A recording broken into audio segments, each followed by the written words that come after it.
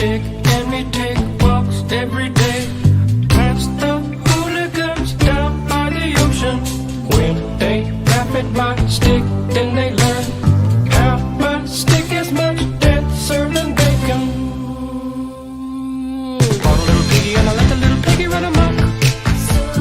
Blowing on stick, little piggy kept waking me up. People often fight about which birds are the best birds, but everybody can agree that seagulls are the worst. I kiss my stick, you can't pick up my stick, keep your mitts off my stick.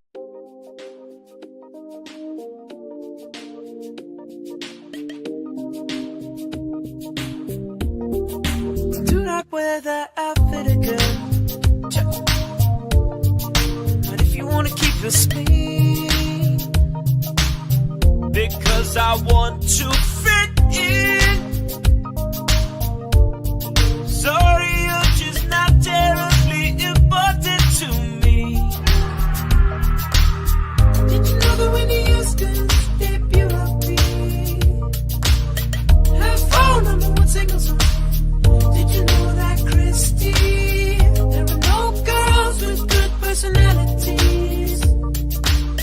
I don't think we should see each other anymore. It never was supposed to be.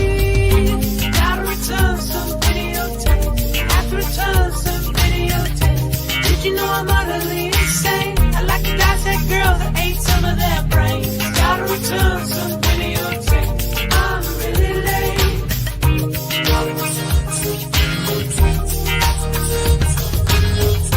I guess I'm probably returning videotapes.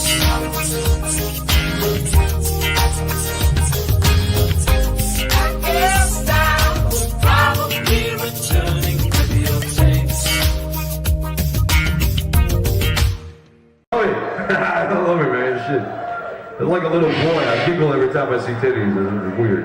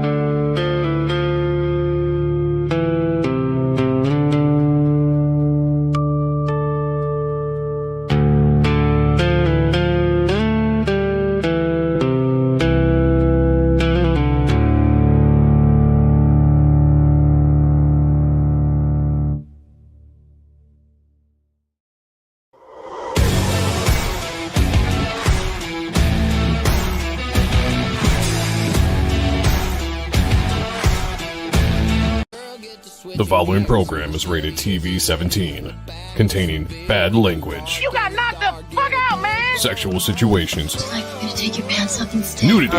Sure. And graphic depictions of nut-crunching dick kicks. Oh, I just had to kick you in the diddly again. Parental discretion is advised.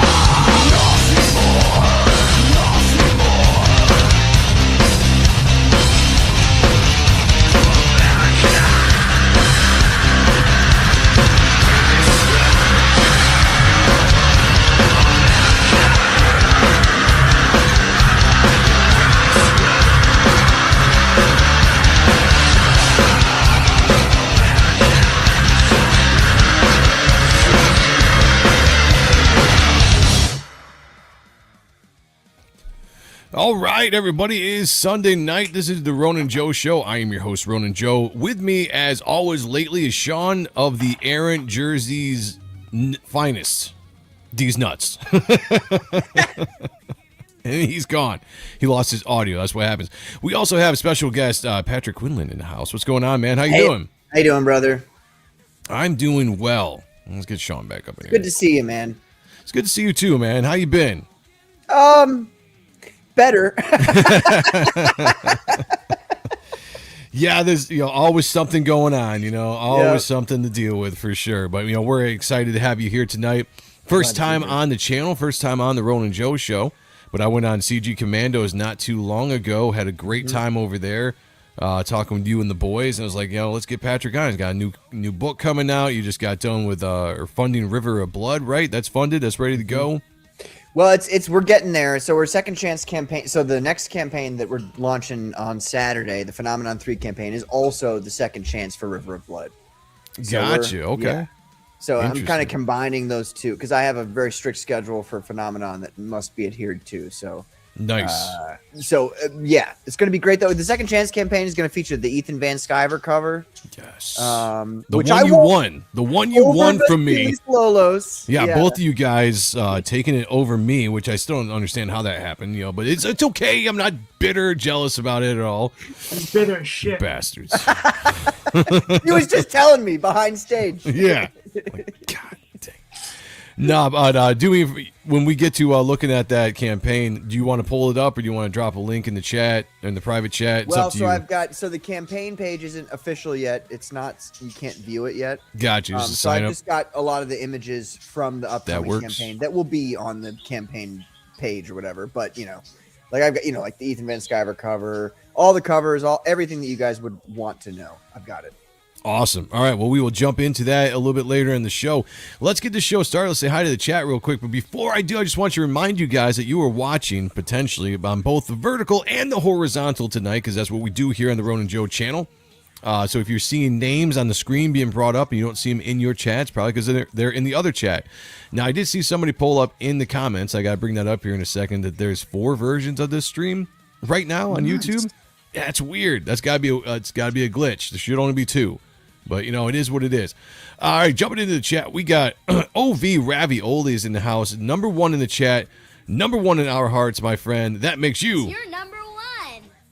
Yes, indeed you are. Thank you for being here. We also have Twisted Dreams coming in and asking the important question. Subject's notes. The extraction theory papers. Am I the only one who did the reading? Always and always, my friend. Always and always. We got John Epple in the house. Says, how's it hanging, everybody? Short shriveled to the left. I need to get that as a drop. Right? That's a great, that just reminded me. Thank you, John. I need to go find that clip and put that on. Short shriveled to the left. Anytime anyone asks, how's it hanging? We're going to drop that clip. Skeleton Core Comics is in the house. Says, shit. What's going on, man? Hope you're doing well. We also have Patrick in the house, as you can see, ready to rock and roll. Okay, this is what it is. James says, why are there 4 of these scheduled at the same time, 2 of them saying they live right now? I don't know. I did see that there was like 3 scheduled. I'm like, what the hell is going on with YouTube? I figure it was just a glitch. That stuff happens every once in a while, so who knows? We'll see how it goes.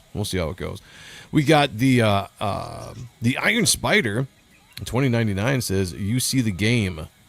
I did not see the game. Did anybody see the game? No, The Yankees? I didn't see the game. I'm assuming the World Cup. Is that what people are talking about? I don't pay attention to the World Cup at all. I'm not a big soccer fan.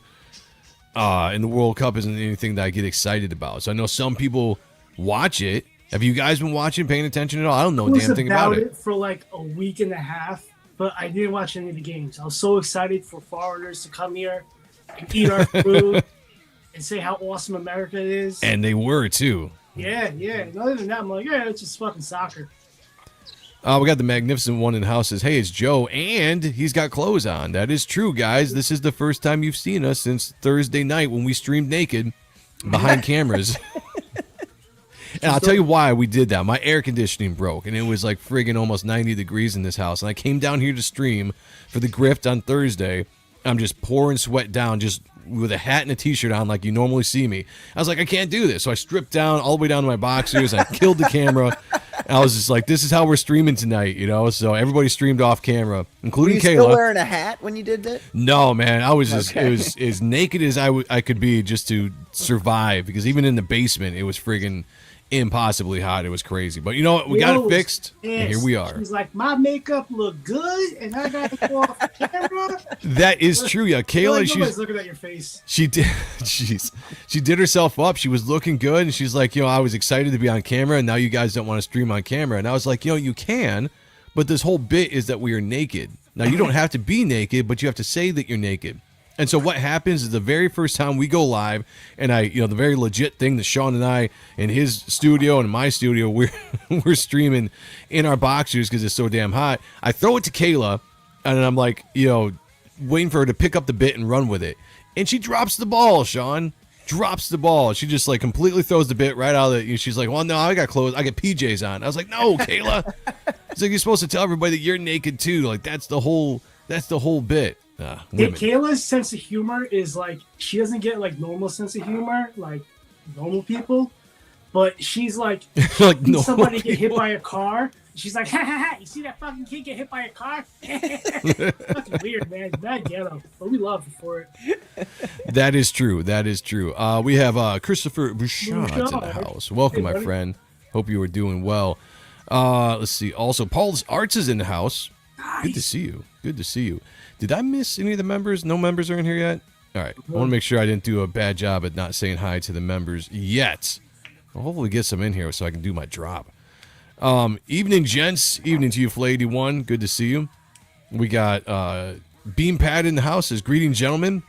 Greetings to you. Hope you're doing well. Look at who we've got in the chat. It's been a second since I've seen this name. Mr. Badass Turner in the house says, hail, jabronis. How you doing, buddy?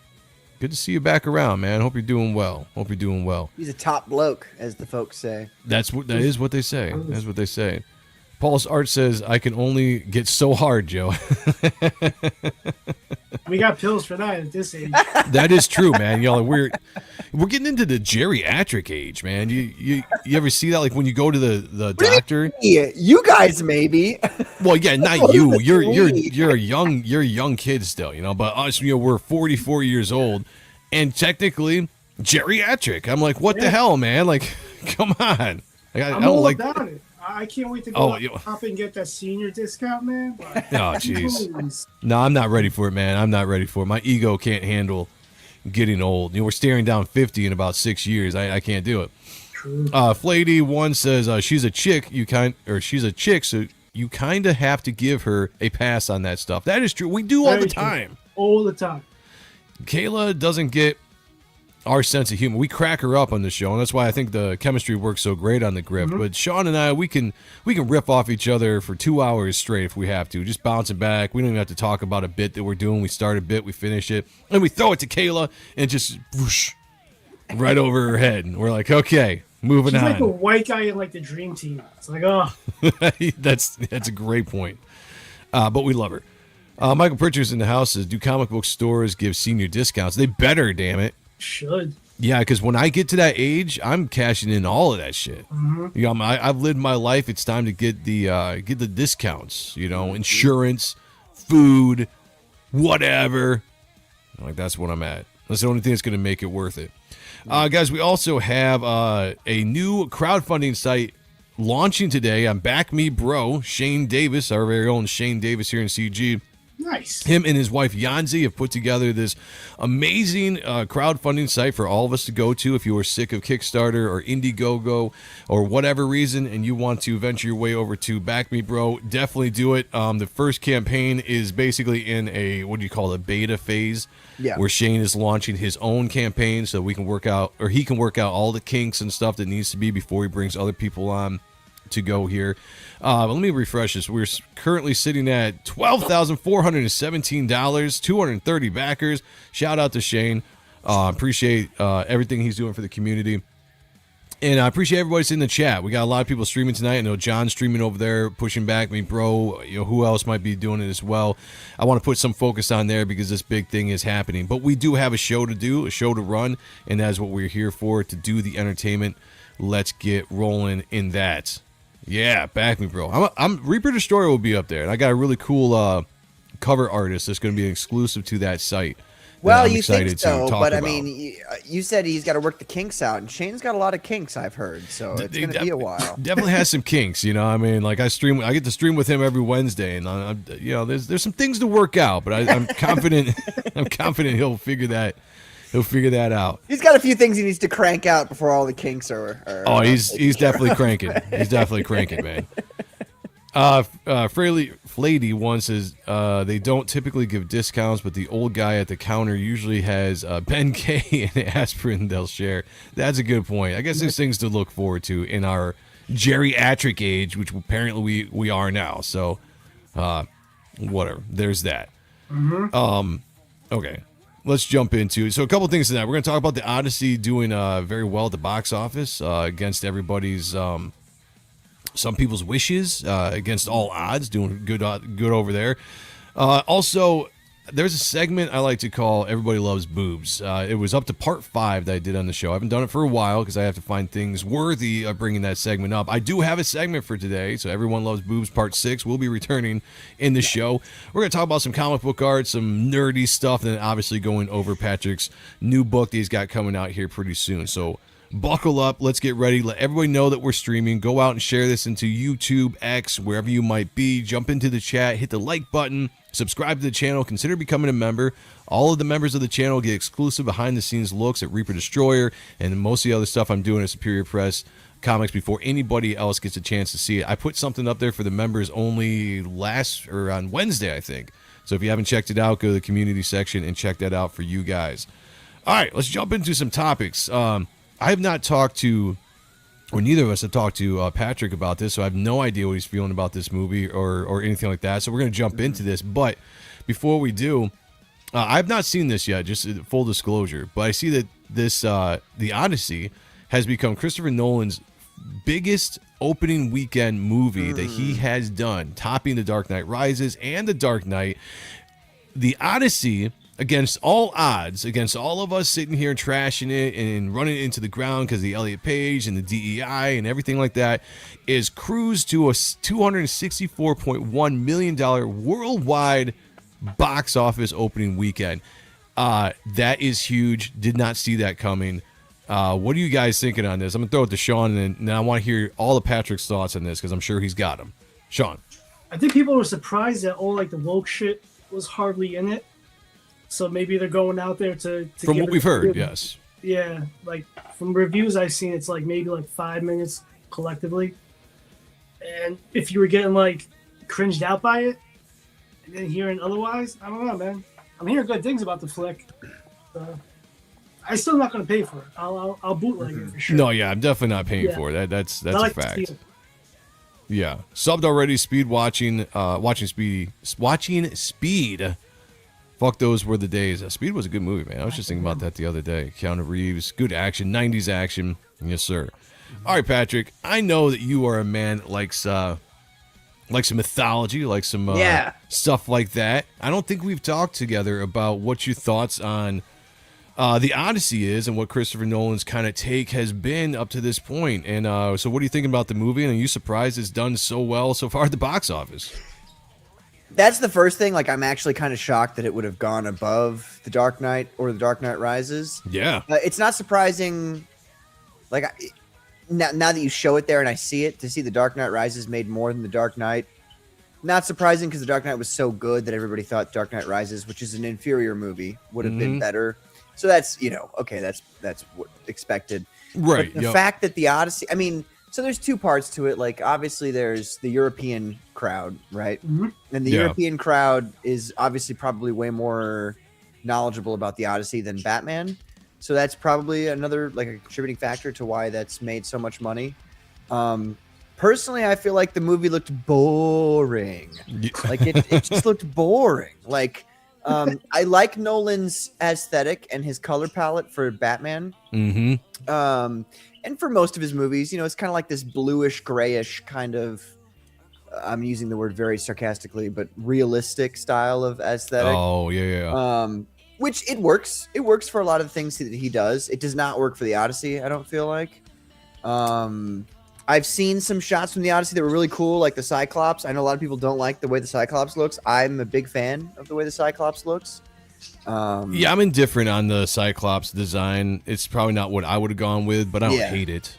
It's not as fantastical as it could be, but at the same time, it might be more realistic, Patrick said conspiratorially.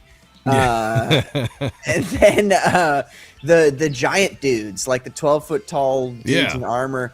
I think that's the thing that, after now remembering what it actually was in the Odyssey, because I read the Odyssey in high school. It's been a long, long time. Yeah, it's been a second since I actually read the book. But, I remember the 90s miniseries that came out, which was pretty damn good with Armani. I can't remember the dude's name. Armani Asante or whatever his name was. But that was a good adaptation of it, I thought. Are there boobs in the Odyssey? Yeah, dude. Yes, Magnificent One. There better be. I don't like I don't like that switch. People are saying they're just like dudes who roam around in the forest wearing armor. Whereas before in the Odyssey, they were 12-foot tall giants that ate people, which I find a terribly fascinating thing for Homer to have included, which we'll get into later, I guess, when we talk about my comic books. Oh, but there's a tease for you, everyone. That's how you do it. It just looks boring. It just looks like not a very interesting movie.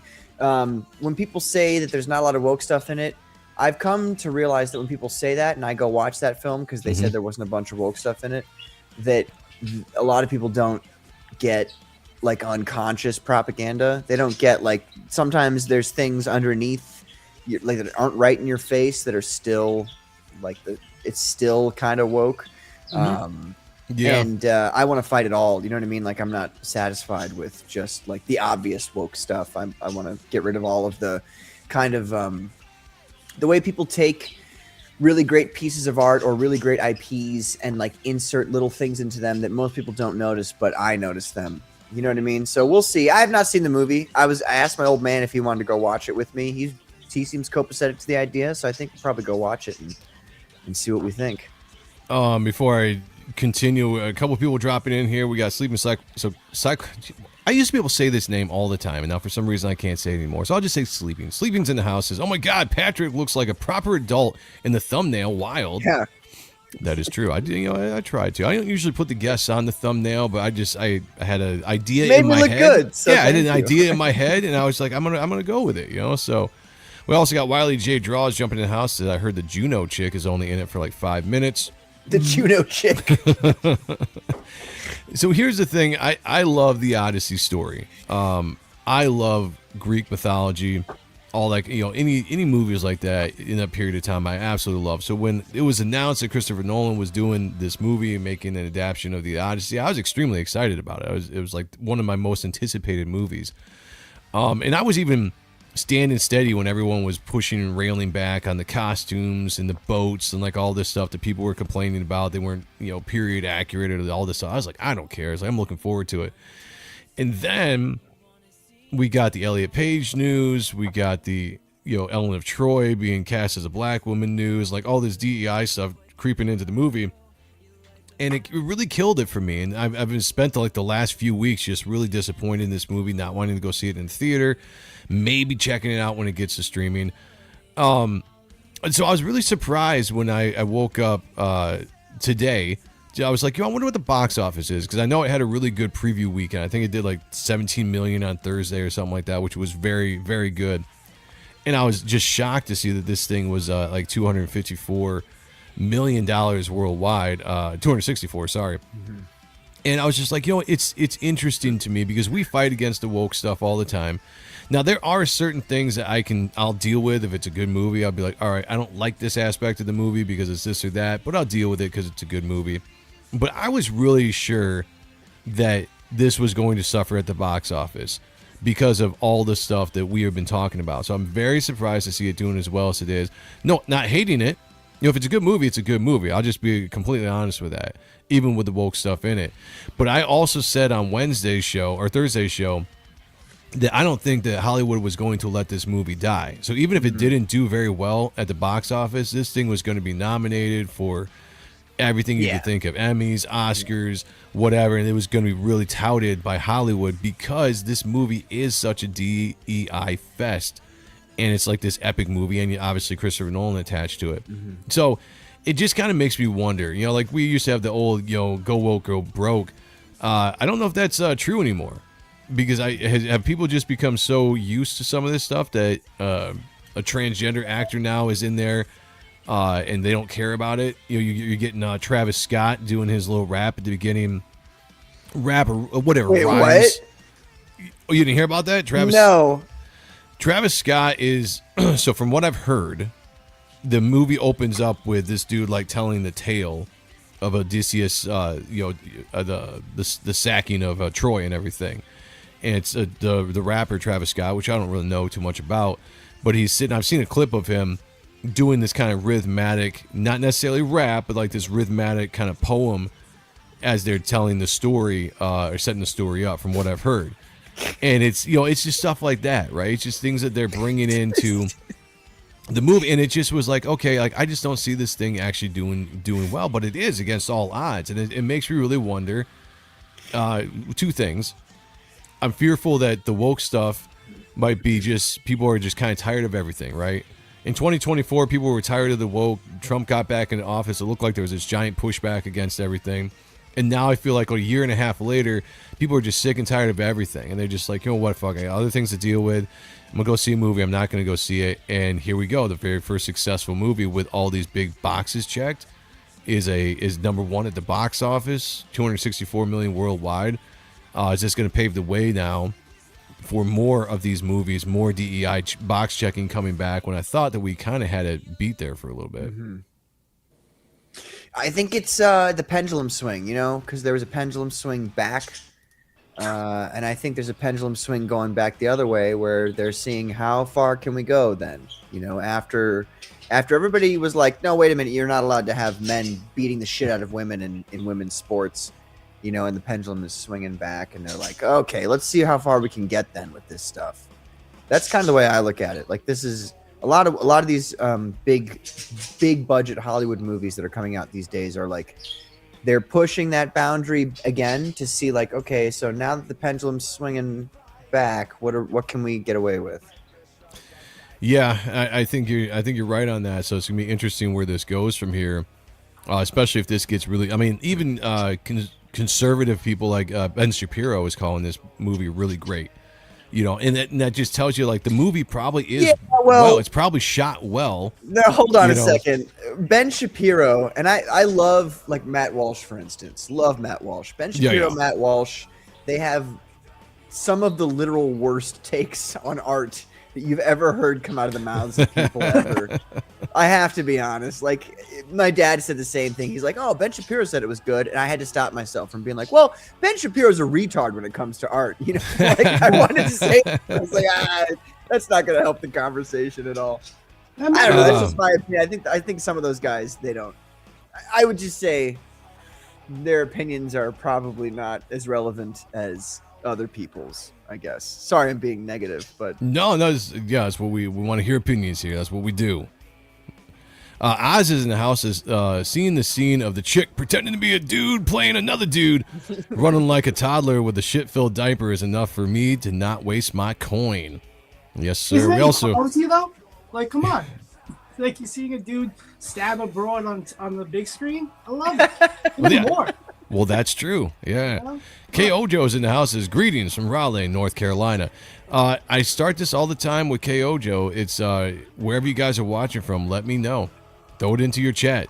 City, state, whatever. Don't dox yourselves. I'm interested, country, where you guys are watching from, as a part of the Ronin Joe show here on Sundays.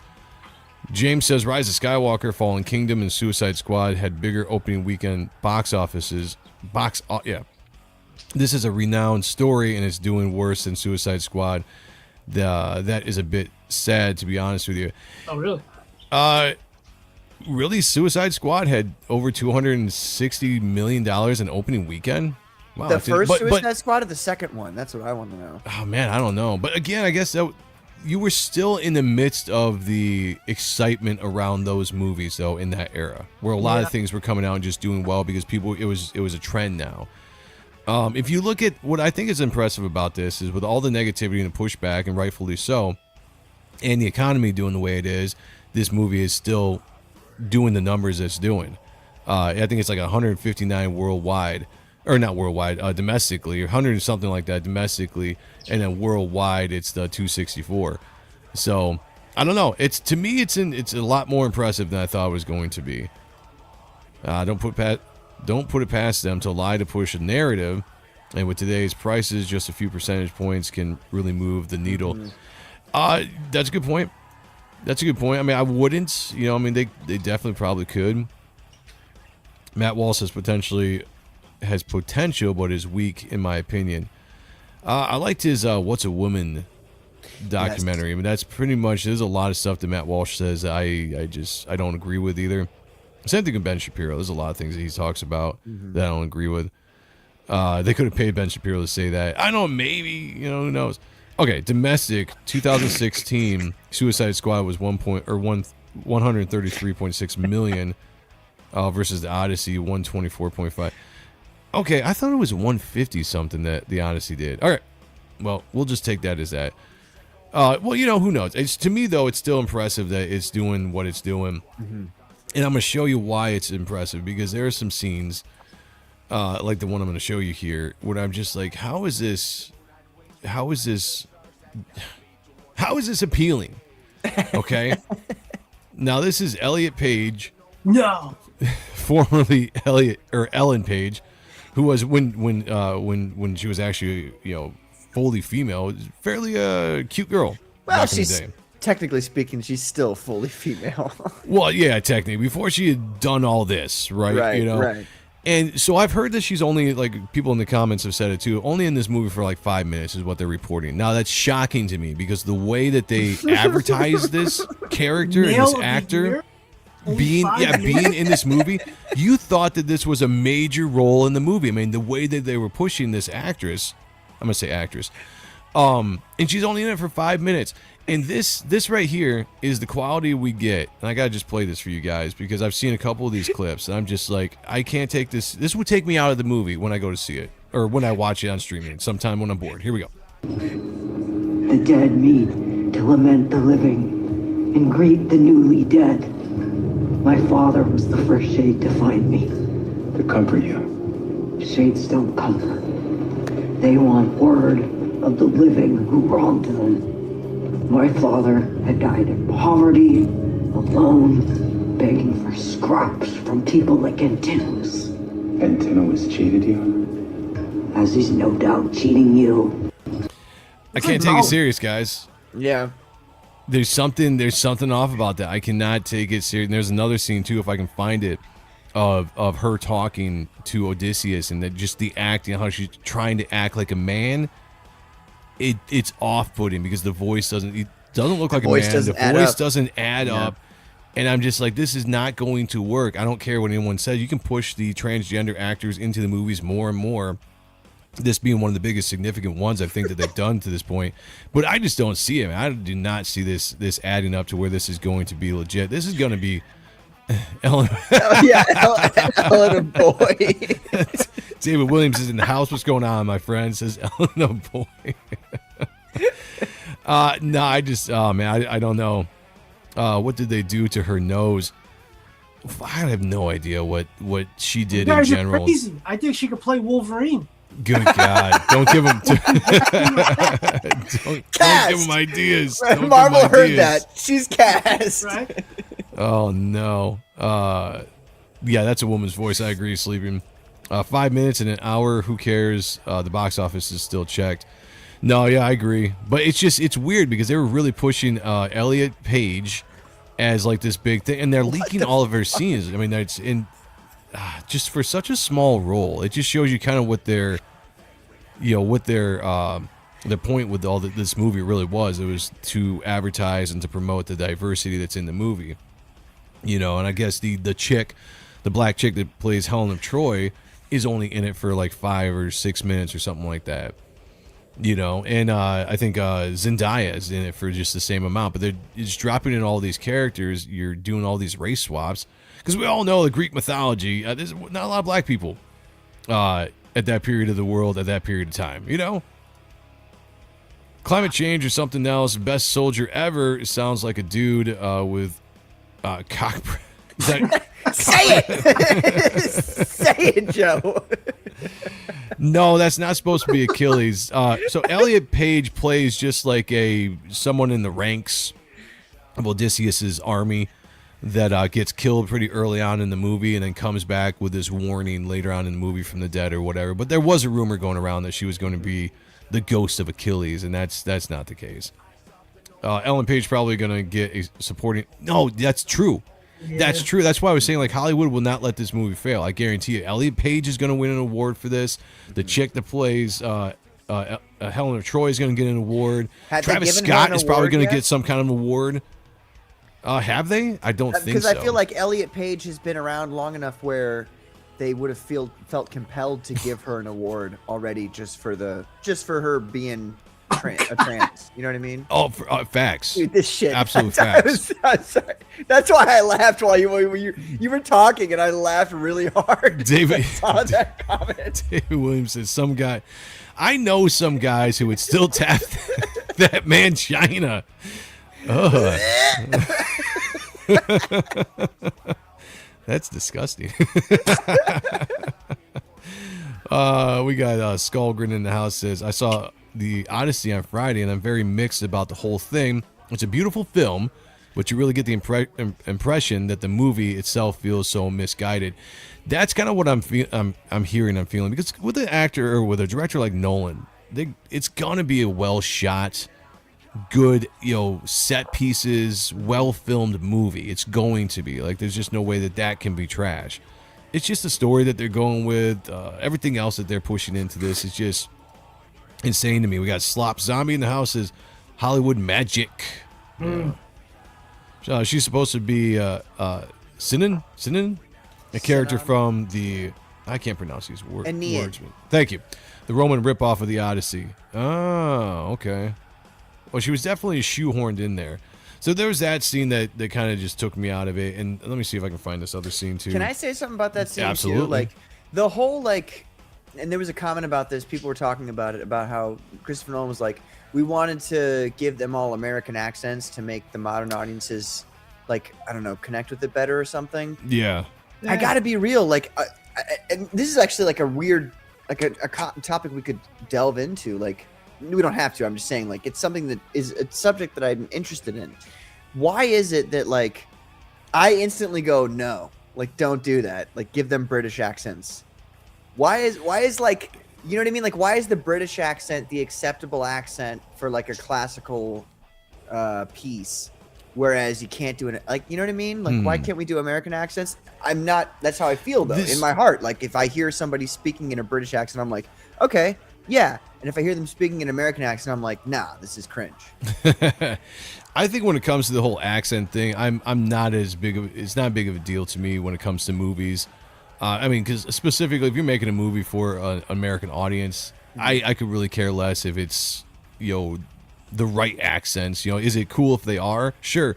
But sometimes you get actors that can't pull off the accents and then they get shit on for the bad accents and stuff. So I think there's always something that's going to be an issue when it comes to the accents of filmmaking. I like to go back to the old movies, right? Where you go like 10 Commandments and everybody's speaking great English. And I'm just like, that's the way it should be. Shout out America. Let's go. Skullgrin says, "I'm great so movie. That is a very good movie. I'm so amused that people are so bent out of shape by someone or some of the elements of this film. It's not necessarily that I'm bent out of shape about it. It's that there are certain things that we don't need promoted in the movies. We don't, and it just feels like the old DEI box checking thing." That's going on with this movie, and I don't like it. It's very politically driven. It's, again, you're not, in my opinion, finding the best people for the role. You're writing roles for certain actors. Nolan does this all the time. He constantly is bringing in actors he's worked with, putting them in his movies, whether they're big parts or small parts. So that's not necessarily that big of a surprise for me. But when you go out of your way to cast like Helen of Troy as a black woman, that just doesn't make sense. The only way you do that is to check that box and to get the notoriety that's what you're doing. And the only reason why you bring in Elliot Page is because she's trans, and you're checking that box and you're getting that pat on the back. Like, these are the reasons. That's the thing that bends me out of shape. Not necessarily the fact that they're in the movie; it's that they're chosen specifically for those reasons. Well, and that's the only reason they're in the movie. People would argue with you. They'd be like, well, they're maybe the best casting for the role. It's like, no, they weren't. Come on now. All right, I got a question. I've never read the book. I was in special ed most of my life. Wow. Okay. That's how you do it. We read was like Boy Crossing Street. Like, we watched the NBC movie with that European guy with the thyroid disease, with the big eyes. Was the cave troll or whatever? Was he supposed to be portrayed like Forrest Gump? Because that's what I heard. He's the Cyclops? Yeah, he's supposed to be Forrest Gump. Because if you guys watch, check out the Flickinger, John Flickinger, whatever, movie room guy, funny dude. He's like, it's Forrest Gump. Like, it's endearing, but it's like. I'll have to check that out when I actually see the movie at some point. I'll be like, all right, this Is this a Forrest Gump Cyclops? Maybe, you know. Y'all Slop look Zom- like a little box of chocolates. I don't know what love is. I got one eye. Slop Zombie says, I'm sick of boring movies. I want some fun movies like Dirty Work or Airheads. Oh, great classic flicks. 90s there. Great flicks. The biggest problem with the film, I thought, was the idea of the modernization of some of the parts of the script, just not, that just didn't work. Yeah, I've heard some of that stuff as well. Oh, I got it. Okay, I think this is our first member in the chat. Took long enough. Usually you guys are in here right off the bat, but the first members I see in the chat always get this.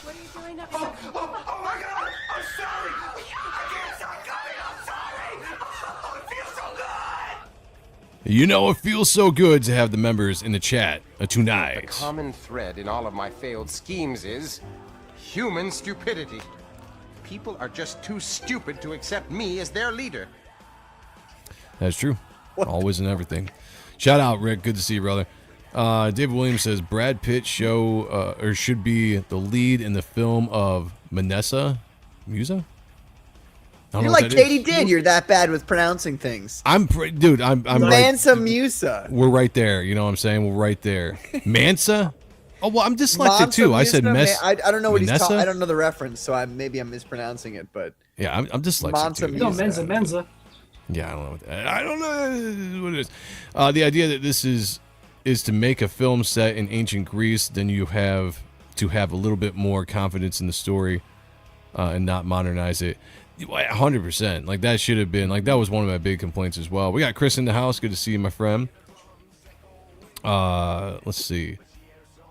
Right now, it really seems like the Odyssey has become this hot button issue of the day, and we forgot that this is not the only adaptation of the Odyssey that we have. Most things are hot button when it comes to this stuff. We just live in such a political climate; everything's so divided. But I said it earlier, the adaptation in the 90s that they did, that was that mini series or the whatever you want to say. I thought it was great. I thought that was great. What's that dude's name? The guy with the thyroid disease with the big eyes, the European dude. It's like, yeah, he was in he was the villain in Judge Dredd, Sylvester Stallone's Judge Dredd. It's like a Marne Asante or something like that. Didn't Jim Henson's studio make that? It seems like it was like a Jim Henson movie. I can't remember, but it was good. I thought it was really, really awesome. The face of smoked 1,000 spliffs. That's a lot. Yeah, that's a lot. They can't win any fake awards if they don't check the boxes. Armand Asante. Armand Asante. Thank you. It was something like that. Armand Asante. Thank you, guys. Appreciate you. Imagine James Cameron filming Titanic today. Where would the cast go? There's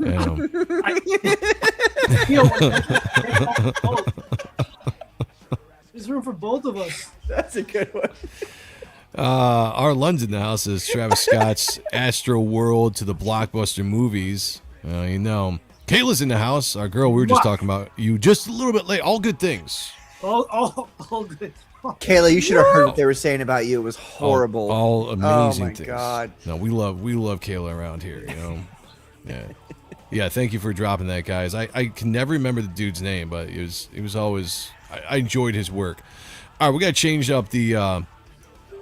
You see that, Kayla? The moment that you come on the stream, he's like, "Oh, we gotta move on to something else. Yeah, we don't want to talk about the shit we were talking about, Kayla, earlier." No, we're just gonna change the direction. Like I feel like we talked about this subject. I think it's very well covered.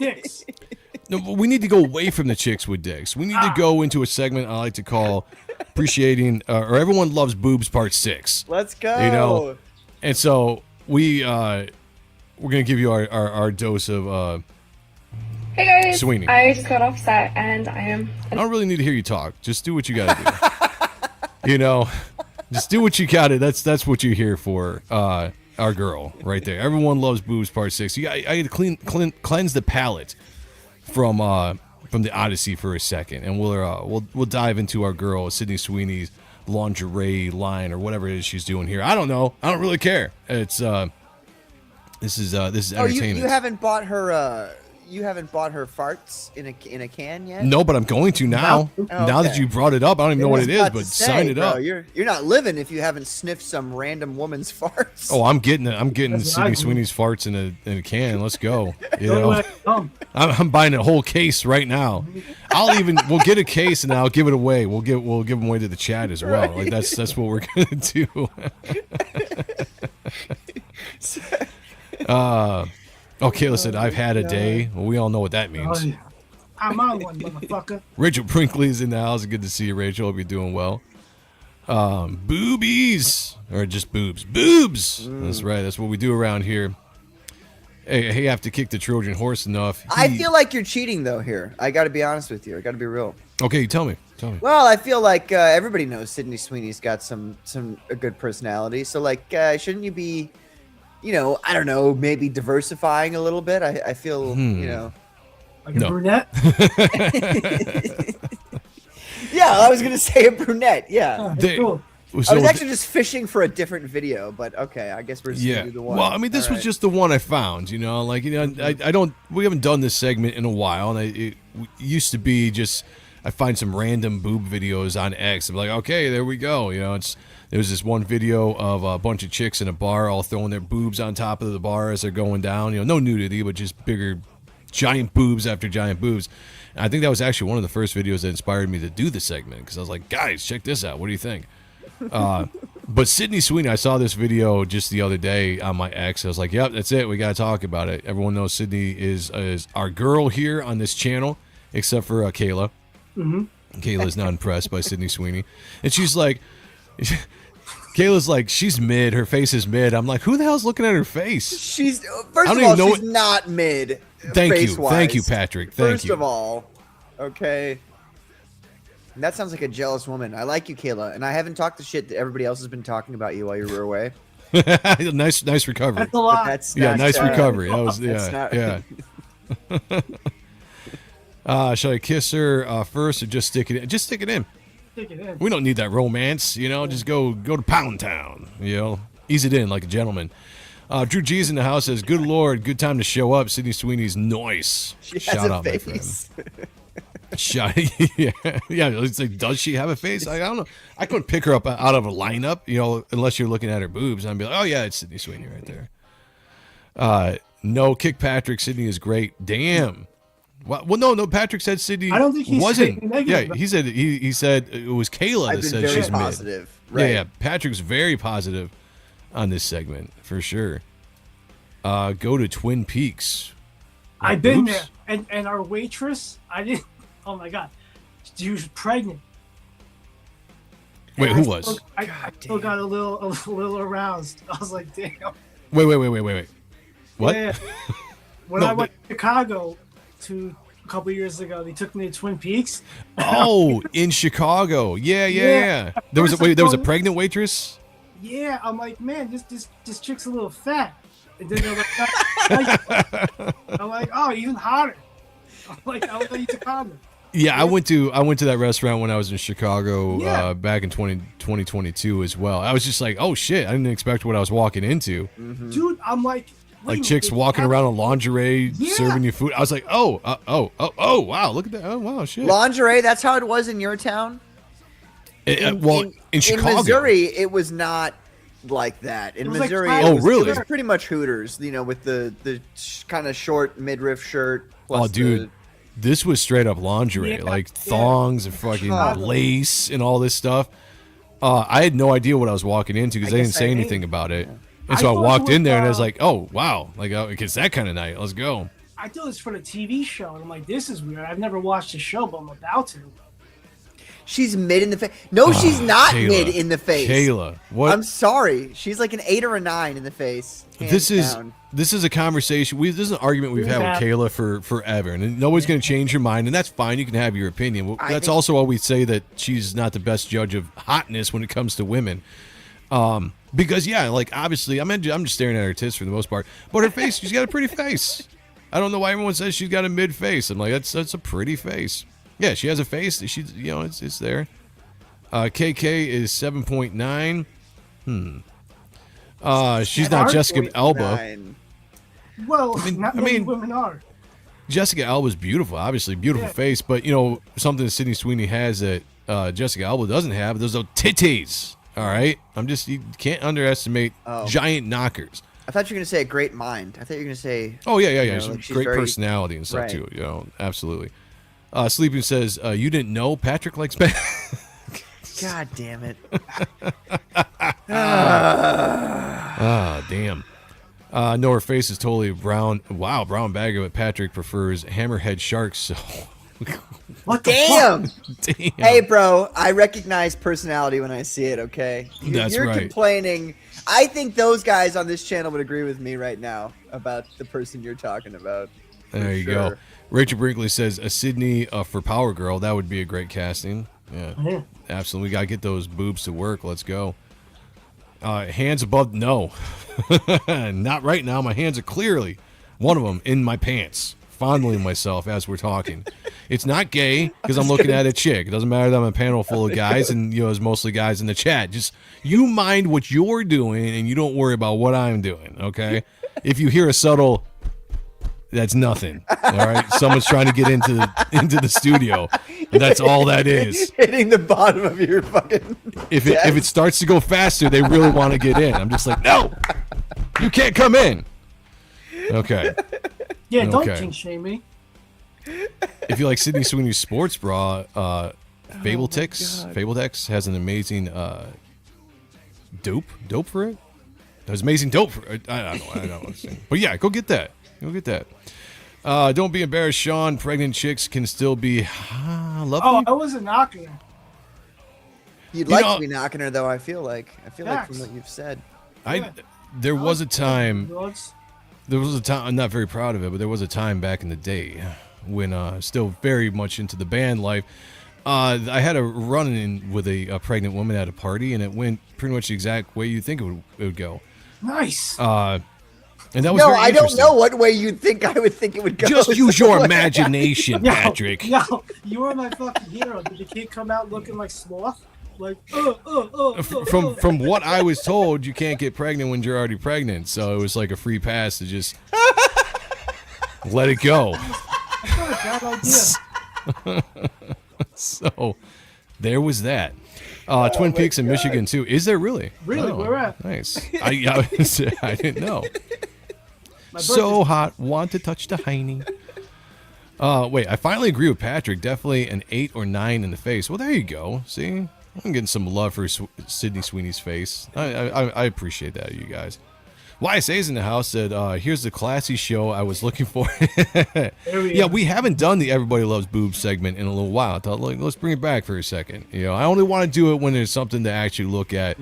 Sydney Sweeney is always definitely good to look at. So hopefully you guys enjoyed that. Still, the best thing she's ever offered, though, to all of us here on the internet who will never actually get to see those in real life, the best thing she ever offered is that image of her where that girl's like, but, you know, what that chick says? She's like, but you feel bad about the things that you've said or posted online, right? And just that picture of Sydney Sweeney where she's just like, just looking at her with pure disdain.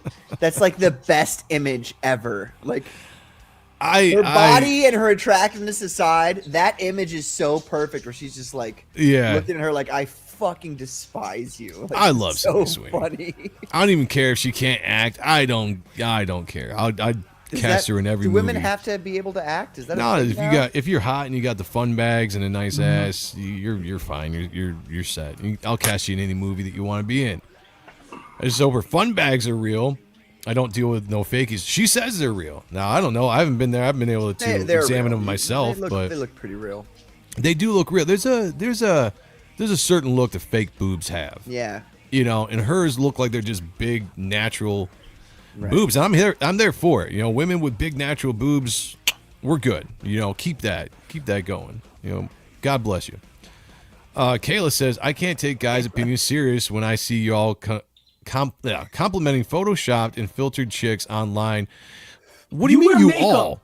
You put, wow. Okay, you go. Tell her. Put colors on your face to distort your face so we can get fucking hard-ons. Well, I don't know if I was going to go there, but, you know, yeah. Well, he's not wrong. I mean, like, at the end of the day, like, you women cannot talk to us men about fakeness. That is a great point. Yeah. Come on. Filters, all that kind of stuff. You know what?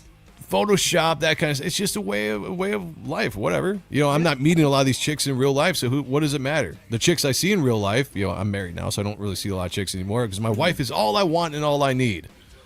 Is she listening? Right. I think she's listening. Okay. But real life women, that's all I care about. We just see magazines and stuff. I don't care if they're touched up with Photoshop, you know, whatever. It's what it is, you know. Joe is right. It is a free pass to, you know, see? Mm-hmm. See, Skeleton knows what's going on. That's actually a myth. There's been cases of women getting pregnant with twins by Press two X different to doubt. men. X to doubt in the chat, folks. Damn. Okay. X. Well, apparently I'm fine. I mean, that was like 20 years ago. So, as far as I know, nobody's contacted me from that time. That was the time. Right That was, behind you, Joe. Oh, I hope somebody comes to the house like 2 weeks, like, Daddy? Yeah. Anna's going to kick your ass. It's going to be awesome. Yes, you can see your titties on Euphoria. That is true. Really? Yeah. But here's the thing, Kayla. Yeah, we can see your titties on that show, but sometimes it's nice to not. I'll just look at them all the time. All right, whatever. You know, you can't fool me again. You know what I'm saying? We were teased in Madam Web, where her being Spider-Girl, horrible movie, but a hot costume. Sean, you watched that, didn't you? Yeah. I never watched that. Was it? What was it, Sean? It was the black suit spider. No, I mean like when I say what was it, I mean like, is it worth watching? Like, is it? Oh, that scene? Well, just to no, just the entire movie. Oh no. No. Even like, are there hot? I mean, it's because it seems like there's a lot of hot babes cast in it, so it's definitely some eye candy. Yeah, but it's not that worth it. Mm. Oh, like that means a really, really bad movie. Oh, it's a horrible movie. Like, have you ever seen Morbius? I know. I've avoided. I saw Craven. Morbius before I saw Craven. Did you see Craven? All right. If that movie wasn't Craven, it would have been good. Oh, really? You think so? If it wasn't Craven. Yeah. Interesting. Okay, let's work on the word good. Entertaining, you know, like movie to like in the background, like it's Sunday, raining, you know. Yeah, but Craven sucked, but if it wasn't Craven, it'd be entertaining. What character would it have to be for that movie to be entertaining for you? You mean like an actually good movie? Well, I mean character. Yeah, like the character, I mean. Because that movie was, I don't know, not good. Well, I saw it for free, so like I did too. So I'm like, oh, it's better than what it could have been. So maybe my standards are low because I bootleg a bunch of shit, so I'm not spending my money. Hmm. So you know, huh? Why are you listening to me for? I want your opinion. No one else has seen Craven that I've ever spoken to. No one has seen it. Like, I haven't seen nobody. it either. I thought about it, but I was just like, eh. Nobody has ever taken that that risk. Everybody looks at it and they go, "This is going to be a giant waste of my time. It's going to be a horrible fucking movie," and they don't take the risk. And I took the risk one time with my friend because I was like, "Hey, brother, we're going to watch like a really bad movie." Yeah. Like, just so you know. Yeah, like it's better than Snake Eyes. That's for sure. Okay. All right. Rachel Brinkley says Joe is using a filter to make himself look better. Now this is all. Wait, guys, look. Yeah, guys, you didn't see. This is all natural, baby. You know what I'm saying? Look at this, all natural. Like that's just I can't mess that up. That's the moneymaker. He was late to the show because he was using the glow up filter to make himself look cleaner. We all know. Okay, I don't know if I can pronounce this. Kayla wasn't lying. It's called heteropaternal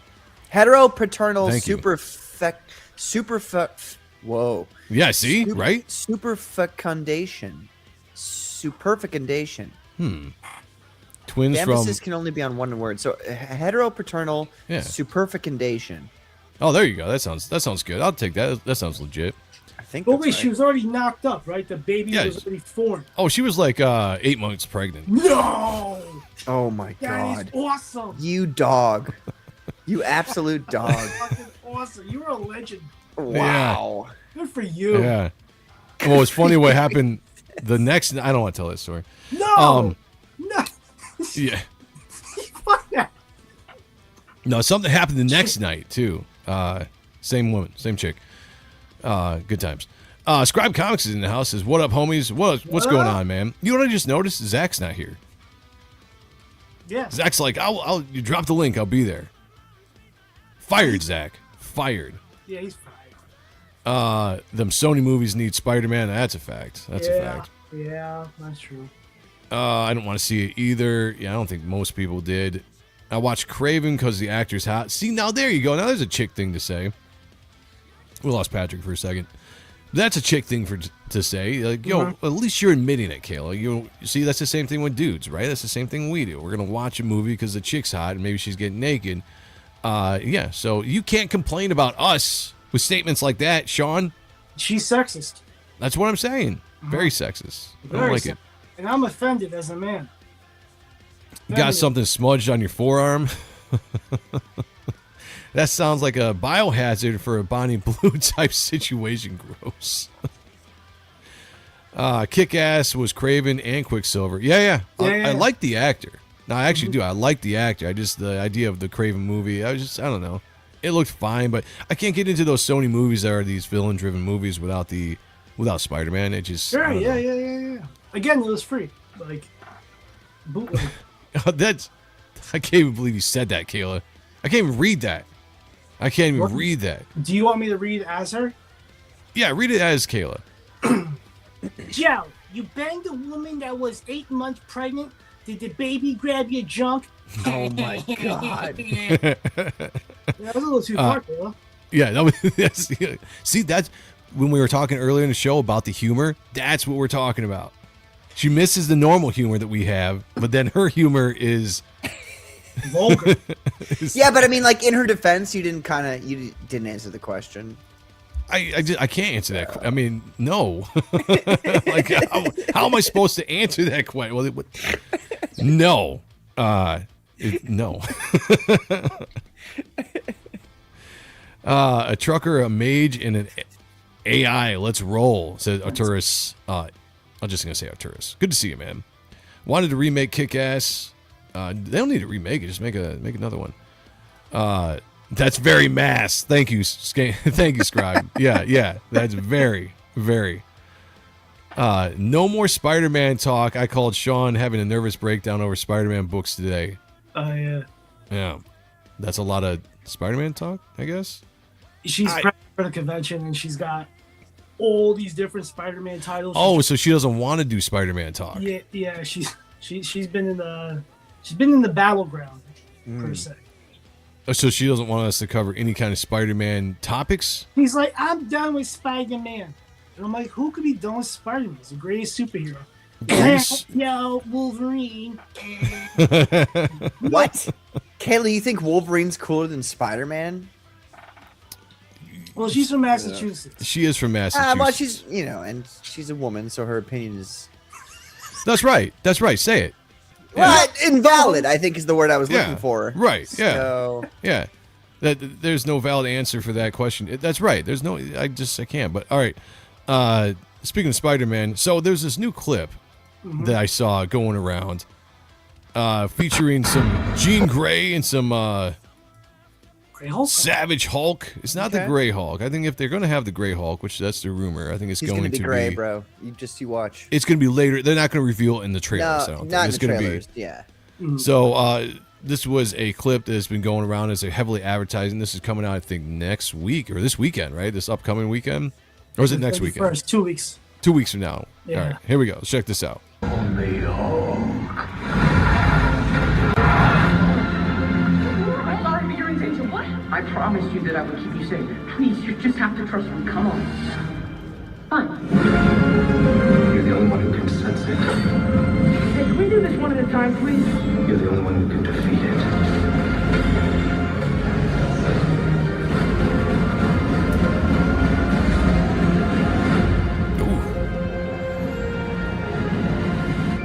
The Spidey Tracker app says that Spider-Man is in the direct vicinity. Oh, yeah? No way, that's crazy.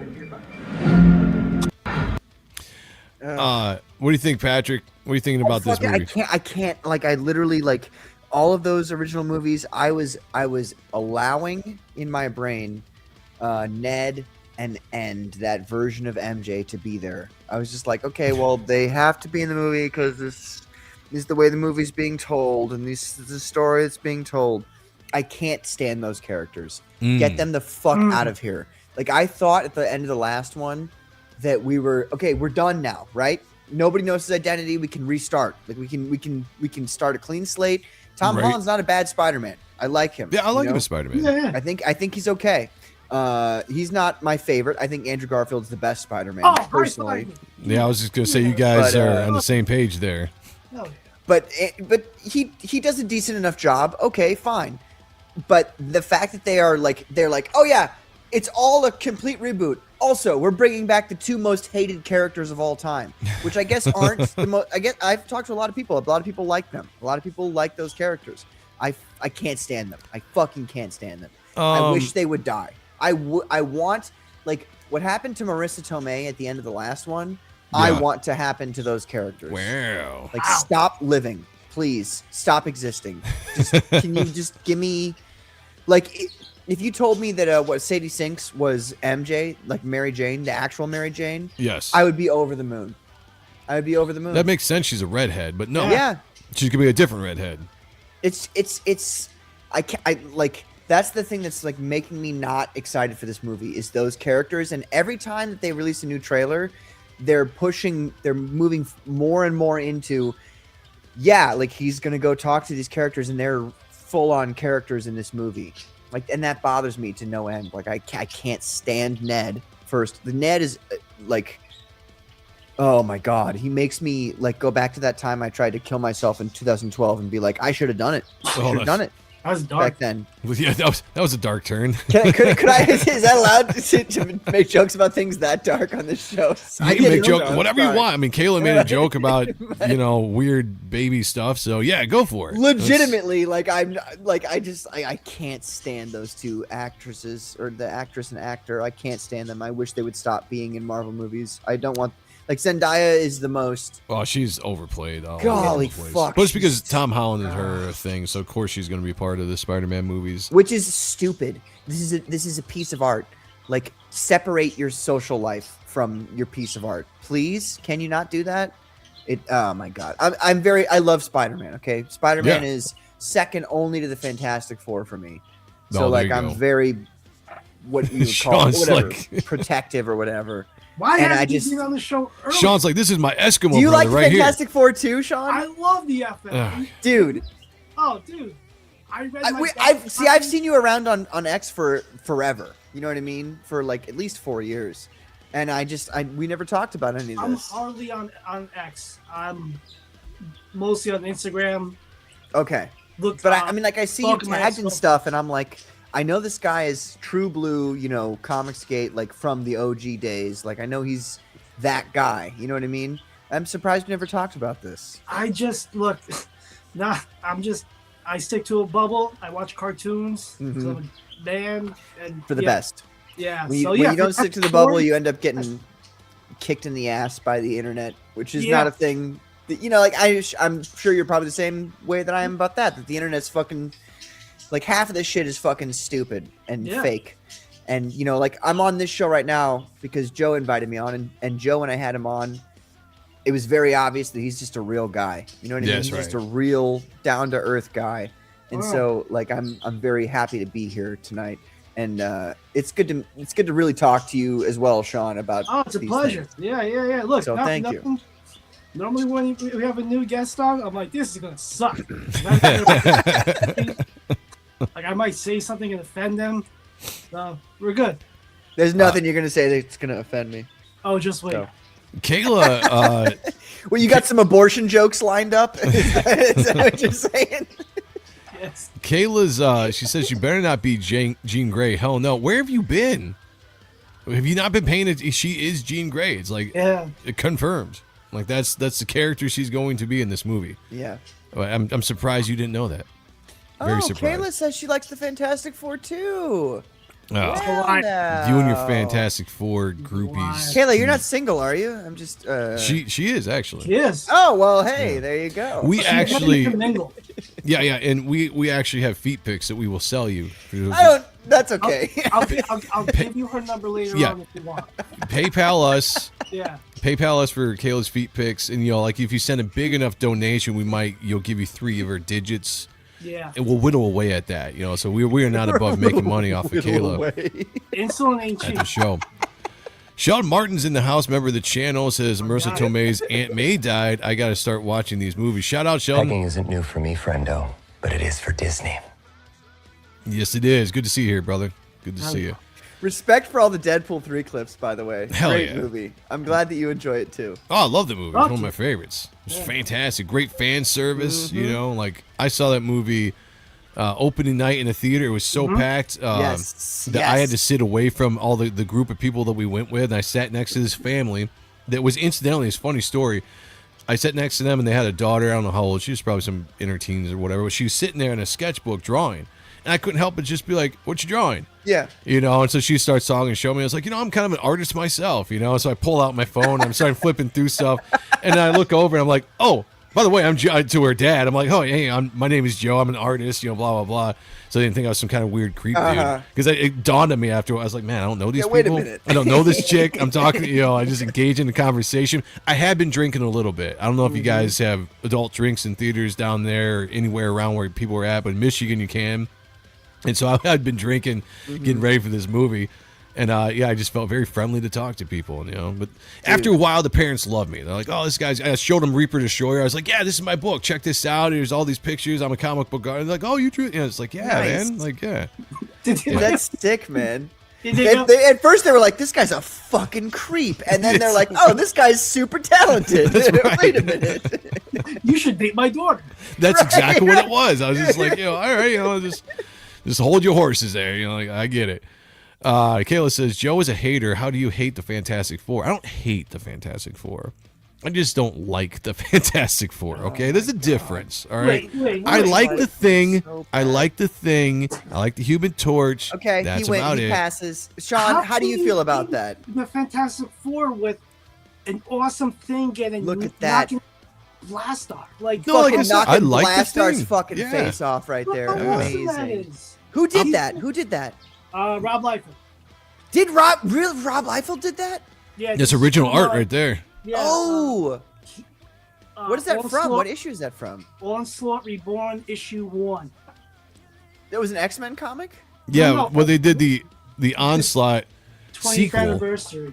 Was Onslaught like a full-on like full? I don't because that's a little early for me. Is Onslaught a full-on like Marvel event thing? Yeah, that was. I in the- remember what he did with X-Men, but Yeah. Well, Onslaught was the precursor for Heroes Reborn back in the summer of '96. Oh, jeez. And then the 20th anniversary back in September of 2006, he came back and did a 6-issue run with Jeff Loeb.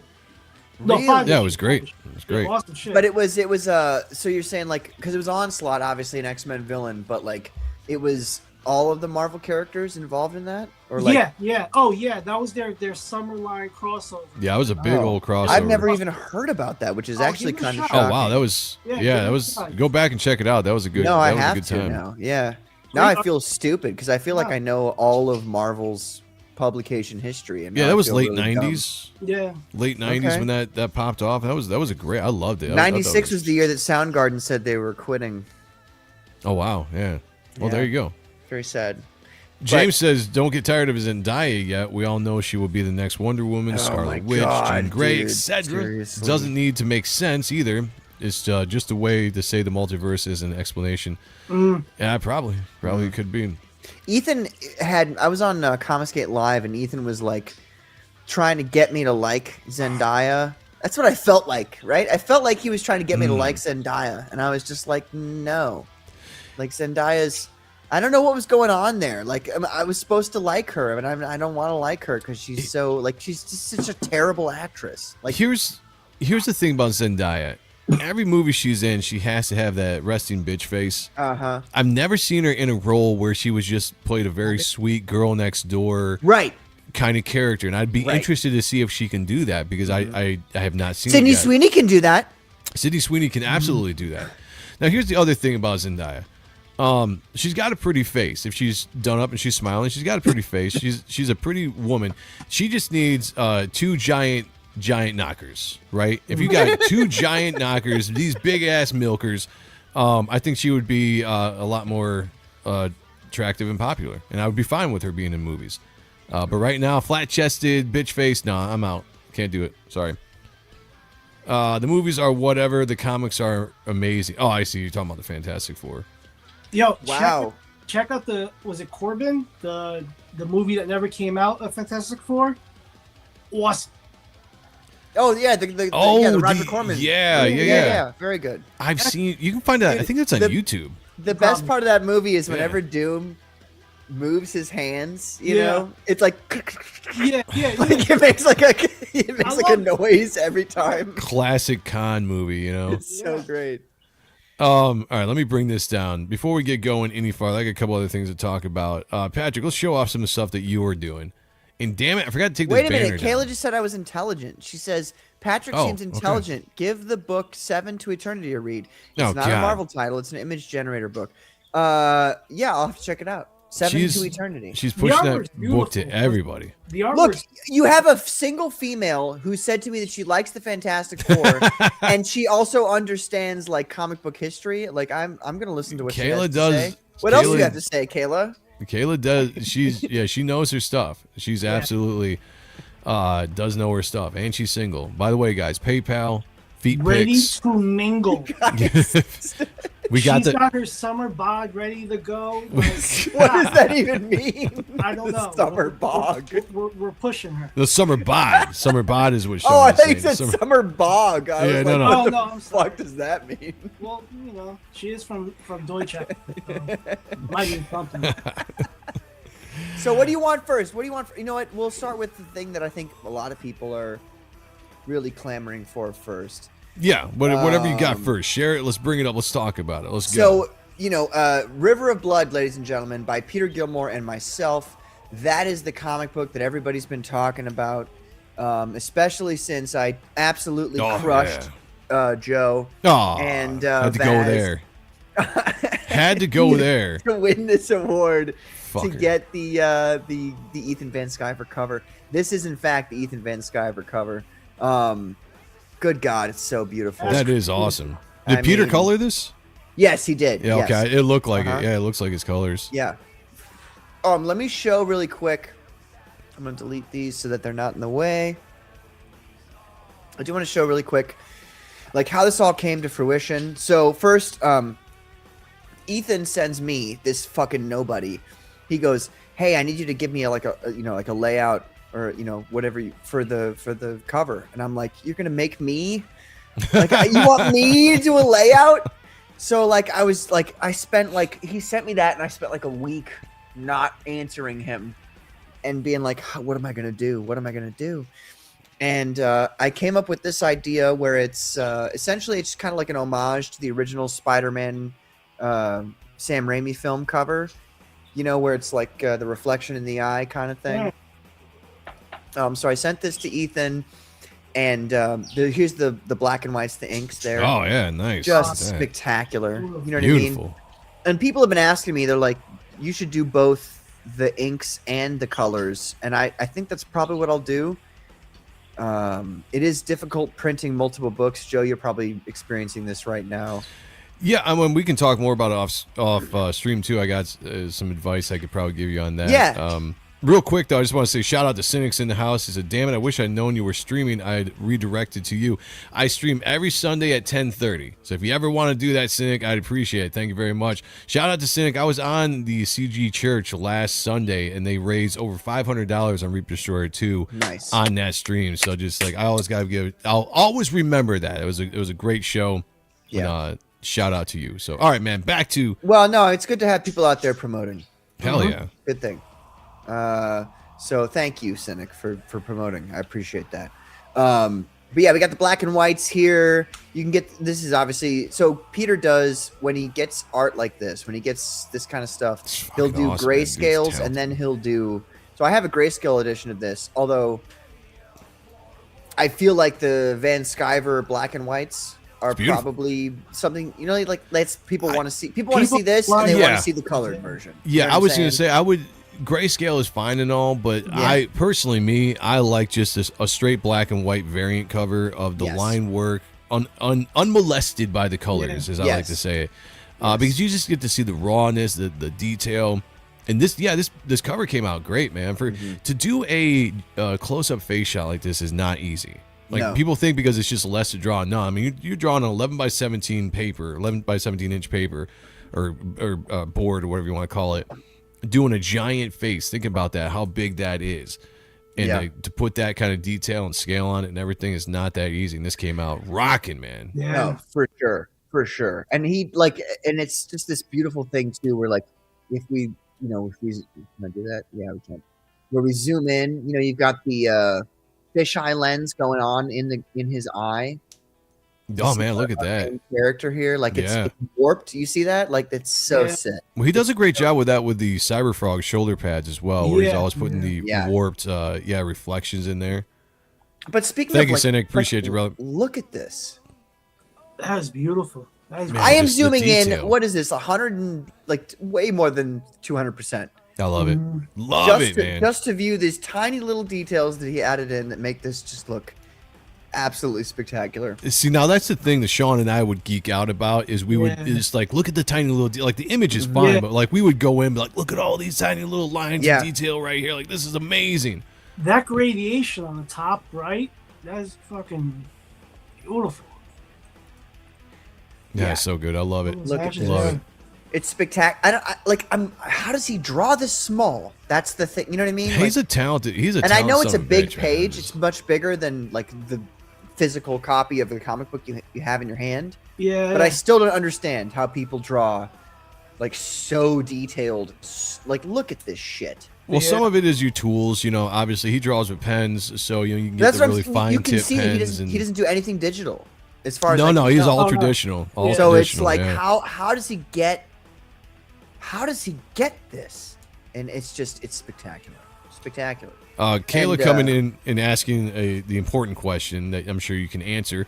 What is the book about? The cover's cool, but what's the story?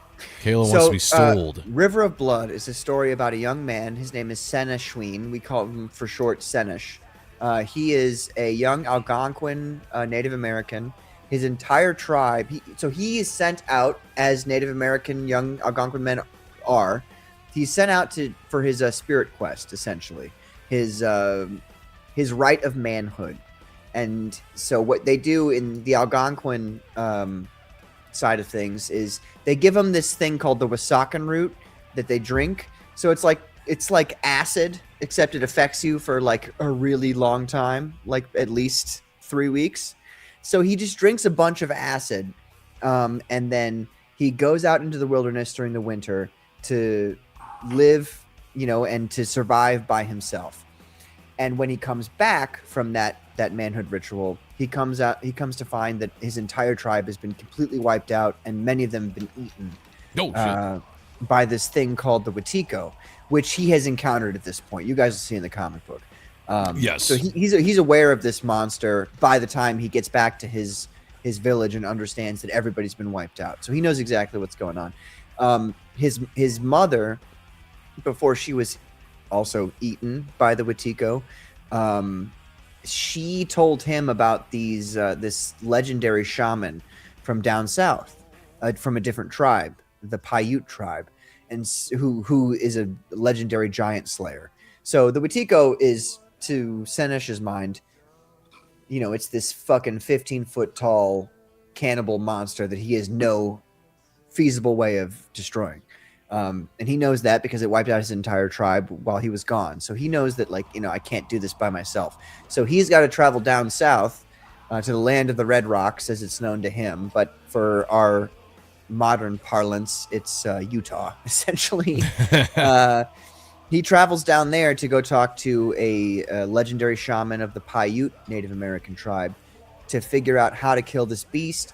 And so there's two stories in this. There's the story of Senesh trying to get revenge on this creature that destroyed his whole life and all of his existence. And then there's the story of that legendary shaman whose name is Standing Waters. He tells Sinash like about how he learned how to kill giants. And gosh, I wish I had that page ready to go. I don't have that page ready to go, but I will show it in a second here of Standing Waters. But long story short, he's got to learn how to kill this monster, and he is taught how to do that by the Paiutes, which is an entire different story. So we talk like when you ask like why is it called River of Blood? The whole story of River of Blood is about.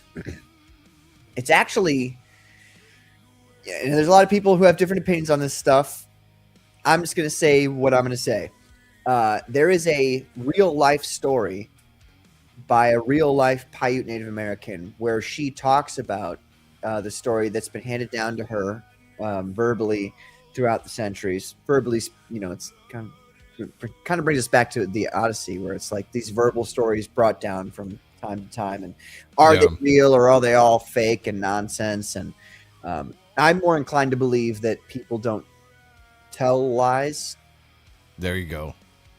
And that's just kind of how I look at all of mythology and all of history, that the things that survive to this day are not lies, but maybe they're not 100% true either, but there's something about it that's true. I'm on board with you on that. Yeah. You got to figure out what it is. So we get to hear the story of the War of the River of Blood, wherein the Paiutes genocide an entire group of other individuals, and they're well within their rights to do such. And we'll see why in the story. But anyway, Sinesh gets taught like how to kill the monster, and so then he goes back but really the story is all about his is revenge worth giving up everything else that you have in your life? Like, is revenge worth giving up the life that you could have had as a regular person? Yeah, right. And so that's going to be a subject that we're talking about in this book. Like, sometimes you feel like you need revenge, and sometimes you're well within your rights to get revenge, but what will it take from you? I like that. It's deep. Yeah. Kayla says, so you're mixing historical elements to a degree with fantastical horror mythological elements. That's hard to do. That's exactly what I'm doing from Love it. That perspective. From my perspective, I'm mixing historical elements with a few mythological or fictional elements that I created myself to tell this story, this historical story. I really do think that the story that you guys are going to see in the middle of this story, there's two stories. There's the Wetiko, and then there's the story of the Paiutes fighting these giant cannibal white men. That's the real story. That's a real story that I think actually happened.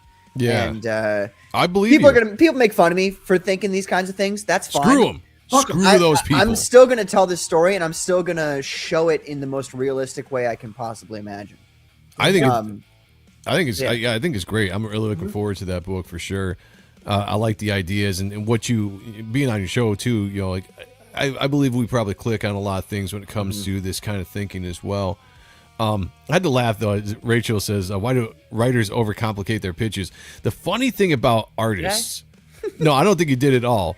But I was just going to say, the funny thing about what artists do is we probably undersell our pitch. Yeah. And writers actually go into like a breakdown of what the story is about. And so I don't think oversell or overcomplicated was there at all. No. But I do love you, Rachel. Thank you. Thank you. Sleeping is green. Well, I do know that from time to time I get a little long-winded, so I understand that. Yeah, but you're invested in the story you're crafting. Like, nothing wrong with that. Oh, look at that. Kayla says, I can tell by how you speak that it's a well-written book. Well, thank you. There you go. I appreciate that. He sold me on the book. I'm a reader. Nice. There you go. Thank you. Well, he's got great legs. Does anybody have No. Can you still get this, Patrick? The River Blood, can you still get that?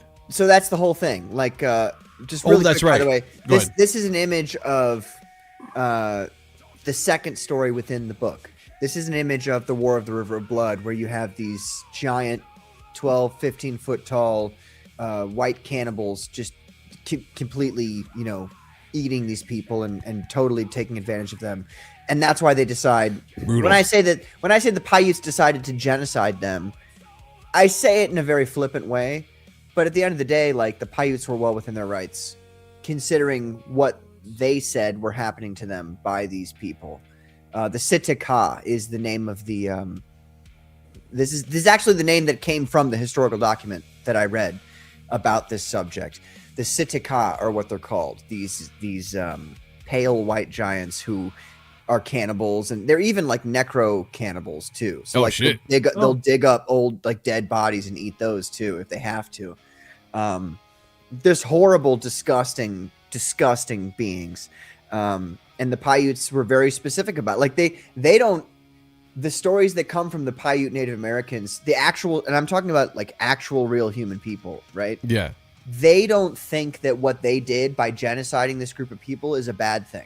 But they're the ones that took out like the redheaded giants in a cave, right? Right. Yeah. It's Lovelock Cave is where it all kind of boils down to. And this whole story does actually, it does bring it all back to that stuff. That's so awesome. If you've ever heard that story, if you've ever Yeah. read that lady's testament to what she said her ancestors told her. Awesome that's story. what Yeah, this go story check it is. out if you guys haven't yet. Try to find it because it is a Seriously. really interesting story that she tells, and like from a first-hand account when it comes to the tribe and everything. But when you're just like, oh wow, shit, like they describe giants, they describe red hair, what double rows of teeth, that kind of stuff, cannibalistic, six fingers, yeah, like it's a really cool story. There's actually like a whole, and I don't know the full, like I haven't done enough research to know the full, like if this is realistic or not, but in doing some of this research, there's an aspect of, when Indians go how,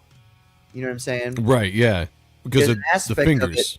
That's what they're trying to do. They're trying to see how many fingers you have, and if you have Yep, 6, I've heard they're that like, too. you're not a trustworthy guy. Yeah, Oh, no shit. But if yeah. you're 5, they're like, okay, so you're like a regular dude. Yeah, you could, yeah. But yeah, I heard that too. Like I read that part too. I was like, man, that's interesting. Like like yeah.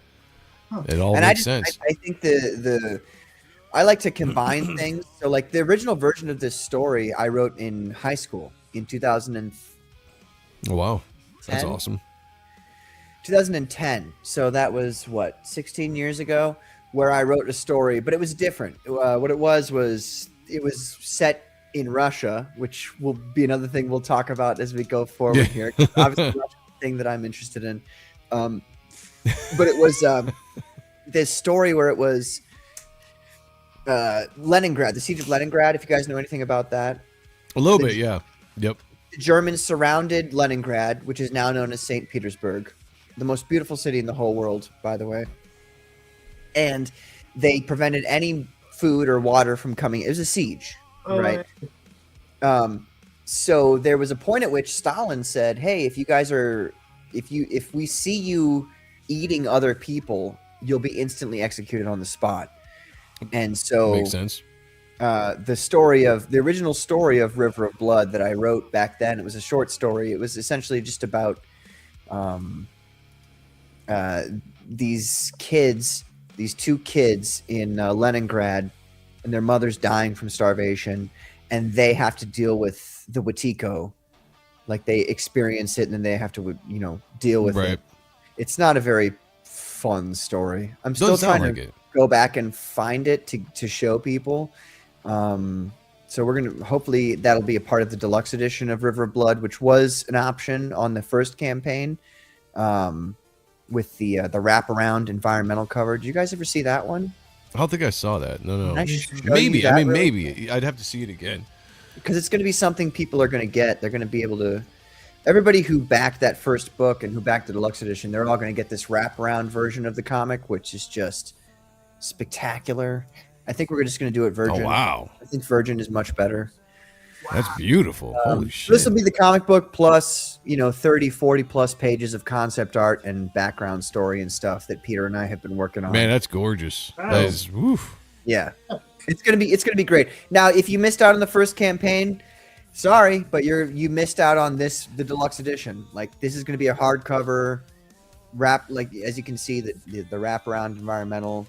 So that's what we're doing with that campaign. Now that it's over, I still want to give people an option. They're gonna obviously the EVS cover is not the worst option to provide to people. You know what I Right. mean? You It's know, like, you, that's yeah, not yeah, what exactly. could have Yes. possibly provided. So if people want the first issue, what's going on where they can actually get the first issue now? You said that there's gonna be a second chance campaign along with this new book that you're going to be putting out. So tell us a little bit about that. Yeah. Take this comment down because I'll comment on this comment if you don't take it down. Oh, okay. We'll do. Let me start that. We'll do it after. I want to talk about it. Yeah, because we can do distracting. that. Yeah. So River of Blood. That's River of Blood is it's called Phenomenal Tales #2, River of Blood. It is technically speaking the second Phenomenal Tales, but you don't have to have read any of my other comics ever to enjoy and appreciate River of Blood. River of Blood, Peter and I made it so that it was very separate. Like, it is completely separate in a storyline perspective. It's the same universe as all the rest of my comic books, which is important, I think, for some people to know, because they like the same rules apply, the same mythology applies, all this, that, and the other. But if you want to buy River of Blood, if you want to buy the EVS cover on the next campaign, and that's the only thing you want to buy, you're not going to have any problems. Like, you're not going to be, oh, I should have bought more books. I need to read more books to understand what this. No. It's a completely separate story by itself. So River of Blood is its own thing. It's still under my, branding or whatever, but it's a completely different book that you could just buy by itself and you won't have any problems. For Phenomenon, actually, what a great segue that was. I like it. Look at that segue. Let me That's how bring you it do up. it. That's professionalism, guys. Exactly. Segues set up. Let's roll. I wish I was more prepared for your segue, but for Phenomenon 3, you're saying like, oh, I don't know anything about Phenomenon 1999, this story that Patrick's got going. That's fine. If you want to get caught up, what you do is you grab this one. There we go. So this is the Alan Goldman cover Woohoo. for the compilation edition. So the compilation is going to include Phenomenal Tales #1, Minotaur, Phenomenon #2, and Phenomenon #3. All of those, so that's 180 approximately pages of comic book that's going to be included in this hardcover edition with this beautiful cover by Alan Goldman. So this is like, if you haven't read anything that I've done before and you're like, I want to know what this story is all about, because there's pretty much, at this point, I guess to describe it most easily to people, there's two stories that you're probably interested in. There's the Russian story, and then there's the Native American story. The Native American story, that's all River of Blood. You can just buy any number of River of Blood, any version of River of Blood, and you'll get that story. And that's all. Like, it's separate, but it is still the same universe as this Russian story. And so this whole story, Phenomenon 1999, is set in an alternate universe of the Soviet Union. It's obviously the year 1999. And so people who lived through it or know, like, the Soviet Union ended in 91, but not in this universe. In this universe, the America and the United States got into a nuclear war, and it was really bad on both sides, but they're both still kind of in the Cold War in 99. And now the Soviets have superheroes, as you can see on the left. Those are all the Soviet superheroes. On the right here, we have the counter-revolutionary terrorists, as they're called, rebellion in Russia. Hold on a second, Patrick. Your mic's going off. All right, I think it's back. There you go. You're good. Hello. There you go. You're good. It was My bad. Real muffled there for a second. I might have accidentally disconnected it. Oh, that's all good. Pick up where you left off. I could hear you. It was just muffled. Okay. But long story short, so what's going on in this universe is that it's an alternate universe where the Soviet Union did not die after 1991. They continued to exist because in the 70s, in 72, the United States and Russia engaged in a nuclear war. And so they're both trying to pick up the pieces and trying to get back to some level of power. And they're still at this, they're still locked in the kind of Cold War kind of thing, where the Americans don't trust the Soviets very much, and the Soviets obviously don't trust the Americans very much. But in this universe, there's a group of extremist Orthodox Christians who are rebelling against the Soviet regime. And that's who we see on the right side here. We see the Lantern Organization, as they're called. Nice. And they actually, in the last issue, in 2, they were able to get their hands on the last piece they needed to give themselves superpowers. So now they've kind of evened the table. They even the odds against the superpowered Soviets. And so that's what we're going to see in this next issue is actually they kind of it's kind of a split.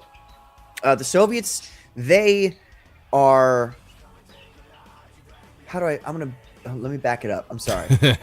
I'm still trying to like, this is, I haven't even launched the campaign yet. So I'm still getting into the swing of like the way I phrase things to make it, you know what I mean? Oh, I absolutely.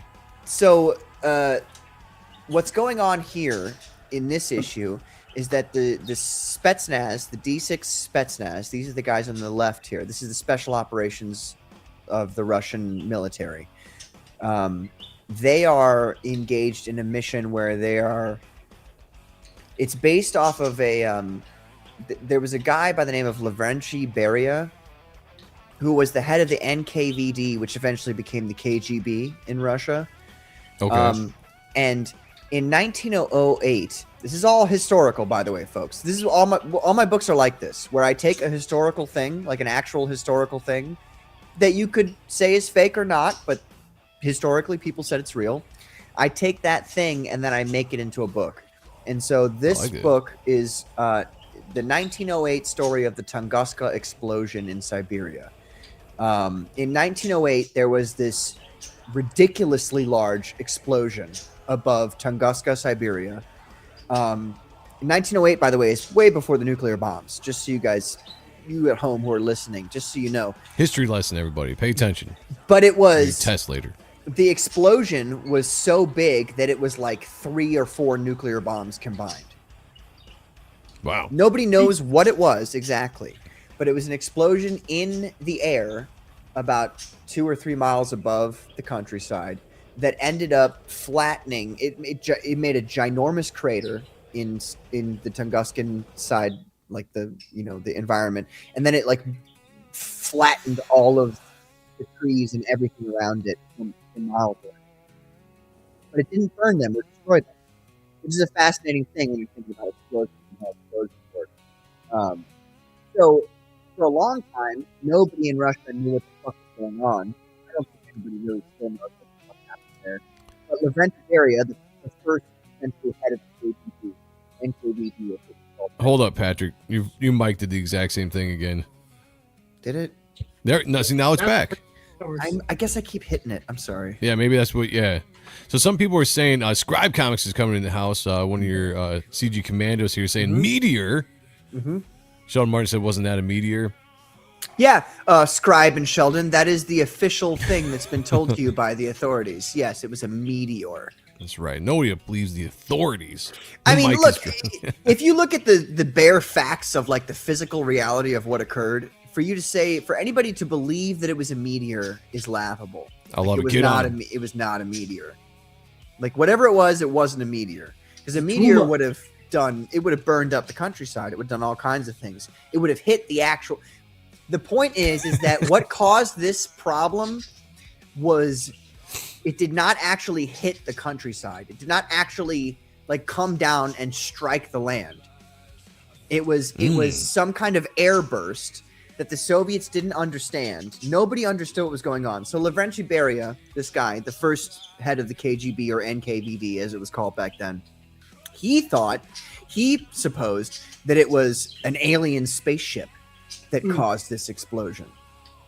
So in this story, our heroes of the D6 Spetsnaz are sent out to Tunguska to figure out what the fuck was going on there. Like nobody knows what it is. They've been sent out with this top secret document from Lavrentiy Beria to figure out what was going on. And just for the record, in real life, when the Soviet Union fell, many, many, many documents were brought to light and were grabbed by the American military and were released and this kind of thing. You know what I mean? This document that the Soviets or that the Russians admit exists was never released to anybody ever. The document from Laventia Beria where he says, I think it was a spaceship. It was never released to anybody. It's still been kept under wraps by the Russian government, which is fascinating if you ask me. So in this issue, that's what the Spetsnaz is doing. They're trying to figure out what the heck was going on in Tunguska. And on the rebel side, they just got the serum. So they're trying to figure out how to make this superhero serum work so that they can have people who have superpowers so they can overthrow the government. And that's the story of Phenomenon 3. Well, this cover looks amazing. Yeah. And I'm inclined to check this out for sure. So, I mean, if you guys haven't checked out River of Blood 2 and thank you. I was about to say, like, can we zoom in? Yeah, hell yeah. Alan Goldman is just such a talented dude. Sick. Makes us sick. Which, if you guys don't know, I got to explain this every time. We were constantly getting new people coming and checking out the show and in the chat. Sean and I have a list of people that make us sick, artists that make us sick. And it's a good thing. It's like if you're an artist and we look at your work and you make us physically sick because you're so damn talented, that's a killer thing. Like, that's it. Like, so Alan Goldman is one of those guys that makes us sick as an artist because he's so damn good. It's the highest form of flattery we'll ever publicly give anyone. Yeah. Yep. Yeah. Thank you. Kayla said, "Is that a killer whale?" Yes, it is. Oh, is his it? Name, good in fact, his name is Or Killer. Oh, there you go. Oh, that's dope. Yeah. There you go. Good name. I like that. I'm trying, like, some of Delete these names. the stream. I had a lot of inspiration from Ethan's Shock Roach and things like that he does. Like, we got on the Lantern side, there's a guy who is mixed with praying mantis DNA, and I call him Manticide. Nice. I'm a big fan of some of these names. I have another guy who's mixed with a spider, and I call him Terrorantula. Yeah. I love it. That's cool. Yeah. Good play on words. I'm trying to do that thing. You know, it's like you got to get. That's like the old school. Yeah, the old school comic. At first, I had like Russian names for all these characters, but then I realized nobody's gonna get this or like it that much, you know. Yeah. So I was like, all right, I got to give these guys like Americanized names. So now they all have kind of. So we got Or Killer, Pumpkin Man, Baron, Terrorantula, Blue Rose, Diamond, Minotaur. These are the kinds of. I had to switch it around a bit to make it a little more easy for people to understand. All right, here we go. Sleeping is dropping the link here for the Fun My Comic pending Don't the show that. chance. Don't show that. Don't drop that one? Well, you could go over there, but it's not a good look right now. Oh. It's very basic. Well, people can still sign up for it, though, through there, right? Can you? I don't. That's what I'm asking. Like, I've never used Fun My Comics. So I'm not quite sure. But I'm trying to find a place if people want to sign up for this, if they want to sign up for the second chance of River of Blood, where can we send them to do this? Well, I would say just share my X. All of the links will be available there. Like, I'm not gonna like. I used to have a mailer light. I used to do the email thing, but it didn't end up being of any use. It was just your profile, Patrick. Yeah, that's right. I mean, yeah. Hey, look, share it if you like. I'm not embarrassed about anything I've done, but I'm just saying, like. It's not that campaign page that she was sharing there is not the same. Oh, it's my profile. Oh, I see what you're saying. Okay. It's actually my profile. Yeah. Oh, you're actually okay. Yeah. If you just follow that, like, you'll get all the updates. Okay, It'll all be gotcha. there. Nice. But if you follow me on X, like, all that's going to be within the next week or so, and we're going to have everything up and running. So I love it. Well, everyone go check that out. I think it's going to be awesome. And once you have that live and stuff, we'll have you back and see how everything's going. We'll talk more about it. And maybe we'll get Kayla on for that show because I feel like she would do a very good – well, she would do a good job. She would do a good job of asking questions, but then she'd also take over the show. And then I'd have to come in and slap it down a little bit and be like, all right, calm down. You know, she has a tendency to do that. What makes you cry at night? Getting into the important things. Because I wanted to bring this up too to see where we're at. Shane Davis has launched Back Me Bro today. It's been promoted all day long. He what is this? Starlight Cats, the Merline Line Rising collected edition they put out. When we started the show, it was at $12,417 with 230 backers. Let me refresh and see if they've done anything more. And there you go, 13,201 backers on Back Me Bro, the very first campaign on Back Me Bro. Certainly not the last, though. There'll be a lot of campaigns coming on here after this beta testing, including a version of Reaper Destroyer issue 2 with a brand new cover artist coming on specifically for Back Me Bro. So if you guys haven't yet, please go over to backmebro.com, follow on X, and give that like and support because they are doing a great thing for the community there with that website or that crowdfunding site. To wrap up this show, or the last segment we're going to do, not wrap it up, the last segment we're going to do, I got inspired the other day. I was, every once in a while I'm on Facebook, and I see these groups that I'm in. People are in these groups posting old art from the 90s, and I haven't done a big comic book central subject in a second. And I saw this the other day, and it's totally hit my nostalgia buttons. And I wanted to bring it up and share it with you guys. I wanted, and this is what I want to talk about. So, Wildcats 4. Yes. The reason why Wildcats 4 is important to me is because this was the first Wildcats issue I ever read. Okay. I was telling Sean this. Like, I lived out in the country when I was growing up. It was 40 minutes to the nearest town, so I didn't get out a lot to the comic book shops. Basically, the spinner racks in my grocery store is what we got. And they had all the Marvel, the DC stuff. They didn't have a lot of Image books. Now, I knew that Jim Lee had gone to a new company, was doing a new characters, but I hadn't seen it yet. So one day I was in the Walmart or something. They had bagged issues. It was like a bunch of different books, and I saw Wildcats 4, and I was like, man, I got to get this. I got it, took it home. The very first issue I ever read was this. This was the first page of Wildcats 4 the first page of Wildcats 4 was this awesome character, Hellspawn. Jim Lee in his heyday. I don't care what anybody says. I think this miniseries of Wildcats was amazing. But I want to share this with you guys, this artwork here. We'll go through the issue real quick. I'm just going to comment on this because I see this kind of stuff. I'm like, this is my childhood. These are the things that made me want to be a comic book artist, creator, and just dive into this world. And I can go through every single one of these pages. And I remember this like it was yesterday, flipping through this for the first time, being like blown away, like, oh my God. Like I'd seen Jim Lee on X-Men, Uncanny X-Men, but this was a whole nother level to me. Brand new characters, and it was just a vastly awesome world. And I was just like, what am I dealing with here? Sean knows what I'm talking about. I've seen better. I'm kidding. Like, I'm with Joe. Like, this is so important to me. Like, the first year of Image is what gets my creative juices going.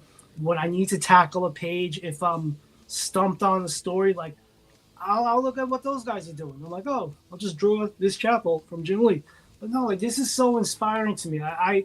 I'm with you. Like, I'm back in 6th grade, ripping open that book, getting those cards, because it was polybagged, I believe. Yeah, it was polybagged. Yeah, this one. Yeah. It was polybagged for this one. I'm driving down Market Street of the town I grew up with. My parents just reading the book and just couldn't wait to just read it again. But like 1, 2, 3, and 4, and just it's just. Now hold on. Were you actually reading it, or were you just looking at the pages? Just looking at the pages. First, I was looking at the pages, but then I went back to read it. Yeah. Okay. Yeah, years later, I'd go back and read it. But when I was, so this came out, I was probably. This came out in '93. Okay, you probably just turned 11.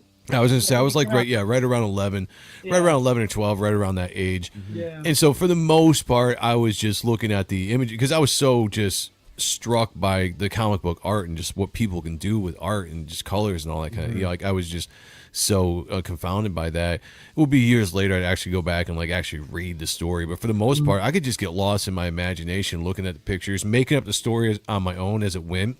Because, comic books, the cool thing about comic books is you can kind of do that. It might not be 100% accurate, but you can kind of get a good sense of what's going on in an issue without actually reading the dialogue if you want to, if you're that age, Sure.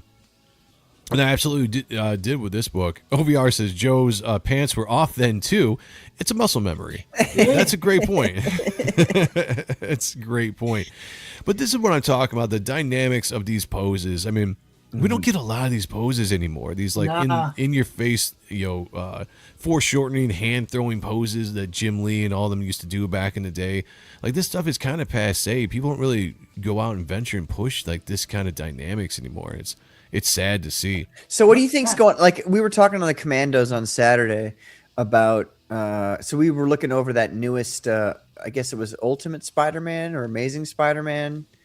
Where it's like it's just all dialogue the whole time, and it's just like these pages of like 9-panel pages of like the Bendis stuff, face shots. You know what I'm saying? I don't know if Bendis wrote it. He might have. That would not be surprising. Is it the original Ultimate Spider-Man? Like no. Not the. I would never shit talk the original Ultimate Spider-Man because I grew up with that. So for me, that's like. The same way this is to you guys, that's what Ultimate Spider-Man is to me. That's cool. So it was like the newest Spider-Man comic book that just released. Everybody's been talking about it. It's like it's literally just an entire comic book of people talking. Oh, and that's ridiculous. It was funny because there's one action shot, and I say that sarcastically because the action shot is Mary Jane making an angry expression with her face. And then there's an entire panel, and the entire panel is just wham. It's the sound effect of wham. No. And then the next panel is the girl that she ostensibly punched in the face. The aftermath of it. Right. It's like, they don't. What do we do? Like, what's people going don't know on? how to sequentially tell comic book stories anymore. Dude, it's so bad. Yeah, they've lost the dynamics, the energy that comics used to have, and the modern day storytelling and the modern day artists. Or even this could be the script as well. A lot of full scripts out there. They've just lost that. But that's why I love going back and like looking at these things from the past. This third panel. It's the second panel. Look at the second panel. Second panel. 2 panels. That's all you need. Look at this shit. It's so good. You don't even need a background. That's how good it is. Like it's. And honestly, like I don't even think a background would do this image justice for any. It's a very 90s thing to do, by the way. Though I would say definitely 90s. Yeah, you'd probably see more backgrounds and stuff today, but the 90s you could probably pull back a little bit because we know the setting. We get the setting from the pages that they've been into. So this is just the jerk shot. Like this is the money shot. Right. Warblade jumping at the camera. Yeah, that's what it's called. That's what they called it back in the day. It was the jerk shot, the money shot. Term they used? It was the actual terms that artists would use. Yeah, it was the jerk shot or the money shot. Yeah. Yeah, but that's what this was. This was what was going to. It was in your face. All the focus was on this badass jumping pose of Warblade. You didn't need the background, and the white actually makes it pop out even more. But it's sick. I mean, beautiful. Look at that. I mean, you can't argue with that pose. The detail involved in the fingers in the front and the foreground there. Yeah. Yeah, and shout out to who was the colorist on this? Was it Russis? Was it Joe Russis? Sean? Wasn't Choi though? Was it Choido by this point? I believe you're right. Hold on. Can I keep talking? Let me see if I can find. Yeah, I think it was Russis early on, or Rossis, however you pronounce his name. While you're looking for that, I'm going to say something very not okay with Tell me a about lot it. of you guys. I feel like 90s colorists. Not good. Oh, you don't like the 90s colors? Now, it's like this. Okay. I like it because when I grew up, this is what I was growing up with. But at the same time, what my problem is with 90s colorists is that they distract from and detract from the line work. That's my opinion. And if you look at people like for instance, as an example, and I don't hate to do this because actually it's positive for me. But if you look at the Alan Goldman cover, right? Alan is 100% a 90s artist. Oh, yeah. Like if you took him and you put hem back in the 90s and you said he's a modern artist in the 90s, nobody would have batted an eye. You know what I'm saying? Like everybody would look at his work. Everybody would have looked at Alan's work and they would have gone, yes, this is 100% in every aspect of the way a 90s artist. Yeah. So you get Peter Gilmore's colors on his 90s line work. And I think everything pops better. I think you can see characters better. I think you can see everything that's going on a lot better. That's my main issue with 90s colorists is that, and again, to be clear, I understand that they were under different, like they didn't have the technology. Yeah, like Kayla's saying. Whatever. Yeah, all that. Yeah. And that's fair enough. That's fair enough. But I just want to say, like, the 90s art plus modern coloring and not let me take a step back there. Not like 100% modern coloring, because modern coloring is actually kind of boring and uninteresting. Yeah, I was just going to say there's a lot of modern colors that is not good. Yeah. But with modern technology, with somebody who understands 90s art, like Peter Gilmore, for instance, I think you get the best of both worlds. I think that you get the line work is perfectly shown, but also you get these beautiful popping colors that make everything just so spectacular. So now, that's the only thing I want to say about 90s art. Now, I might be biased, but I think I have a 90s colorist myself, and I think he does a wonderful job bringing out my line weights. There you go. Doing the pop. Shout out to Dan Kemp. But I will say that the Kemps, even though they came from the 90s, they've evolved through technology and everything. The thing about, and Kayla brought it up too, obviously they're limited colors. No, what's back that comic then. called? Type 1. Yeah, Sean's book. I'm Type sure 1. I'm sure you've put it. Have I not? Do you have a new campaign coming up or anything sometime soon? Yeah. We're gonna do a second chance. Just about wrapping up the book now, and then once I get that into everybody's hands, we'll probably do a second chance or something like that. Yeah. But the colors, what I like about the 90s colors is they're subtle. They're a little bit flatter. And I actually have a different opinion, Patrick. Like, I think it actually complements the line art quite a bit. Like, you can see all of the line art on here. And what I loved about the 90s, too, what they don't do anymore today, and I've even tried to get my current colorists to do this, and they won't. The yellow underlighting that they would put in all of the comics back then, for some reason, I thought was so cool. Oh, the rim lighting? Yeah, the yellow rim lighting. They don't do that in modern comics anymore. Mm-hmm. But see, this page right here, like, to my point, I don't want to argue with you, Joe, but we're going to argue now. We're having a problem here. Chat's about to turn on Patrick. It's all right. This hey, it's not the first chat even today. So fucking all right, let's go. I mean, this shot right here is a great shot. I love it, but I feel like I don't know what's going on in the middle section of the shot, and I feel like that's colors. Well, like right here. I mean, now I see it. Now that I'm taking I'm taking a step back and looking at it. Now I see what's going on. But I feel like from like comic book, like when you're reading the comic book, that like when you originally had it at the full whatever, that right there. Yeah. That's like comic book distance where I read the comic book in real life. And I just don't know what's going on in that top panel. Like with the colors, like the colors are nice, but it's not as clean as it could be. I mean, I could see some of that stuff with, like the blood kind of blends into the red here, and you got the blending of the colors. But again, they were still limited to what they could print. No, I know. Even back in when they were using the different the heavier stock that they started using in an image, because they had better paperwork across the board when Image was going on, and they were the first ones to start diving into the digital colors as well. Yeah. But no, I get what you're saying on some of this stuff. But I mean, all that aside, look at these pages. I mean, still, like, you have to be able to like. Okay, it was like. All right, yep. There's a lot of people who like they'll watch old movies, for instance, and they'll be like, "This movie sucks." There's no CGI in this movie, and it's like, brother, did you see the animatronics they were working with? Did you see the fuck?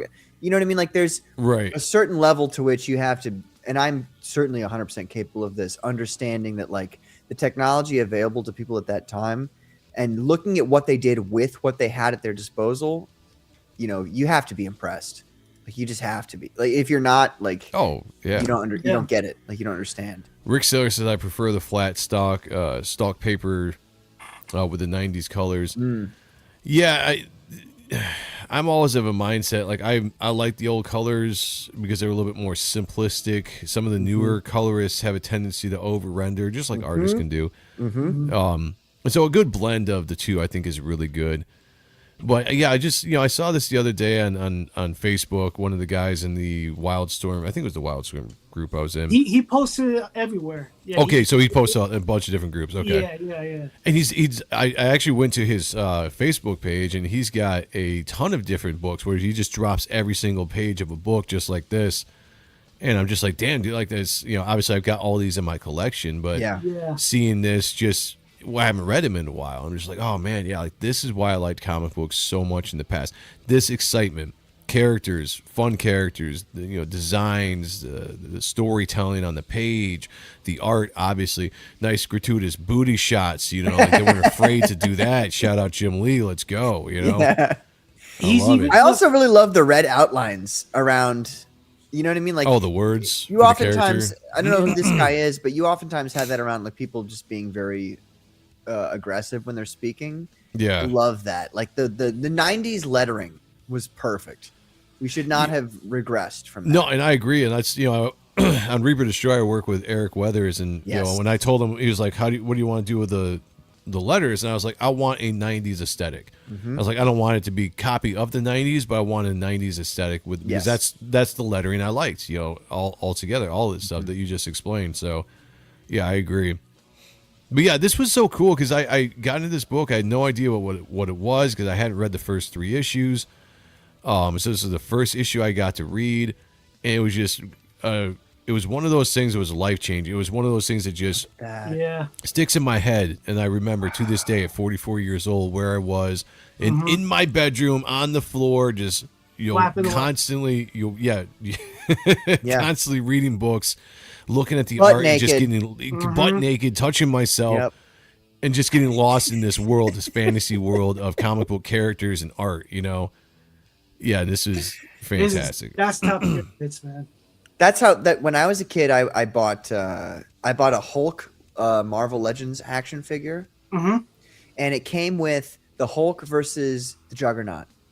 Nice. And I saw the Juggernaut drawn in the 90s format for the first time because I'd only previously seen him in the X-Men, the 60s stuff. Yep. And I saw like that. By the way, was it like if you notice when you see the Rebels in my comic book, a lot of them wear masks and like they'll have the eye holes, you know what I mean?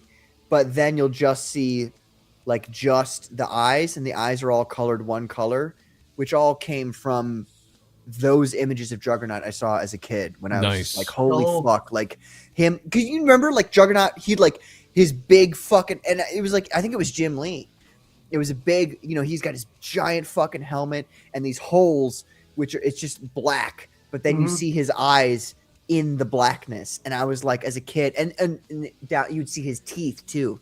He would be like, and you'd see just the teeth and just the eyes. Yeah. And it would be like, oh, that's the sickest thing I've ever seen in my whole life. I'm with you. Like, and it still is the sickest thing I've ever seen. I really miss old school character designs. Yes. When they wanted to go over the top or just, whatever. You really wanted to showcase a cool design. I miss that because we don't get that a lot in comic books anymore. It's a shame. A lot of the designs I see in modern day comic books are just, they're all right. They're somewhere between like what was happening before, which is what they have to do because they feel like they need to, we got to bring this character, got to talk about this.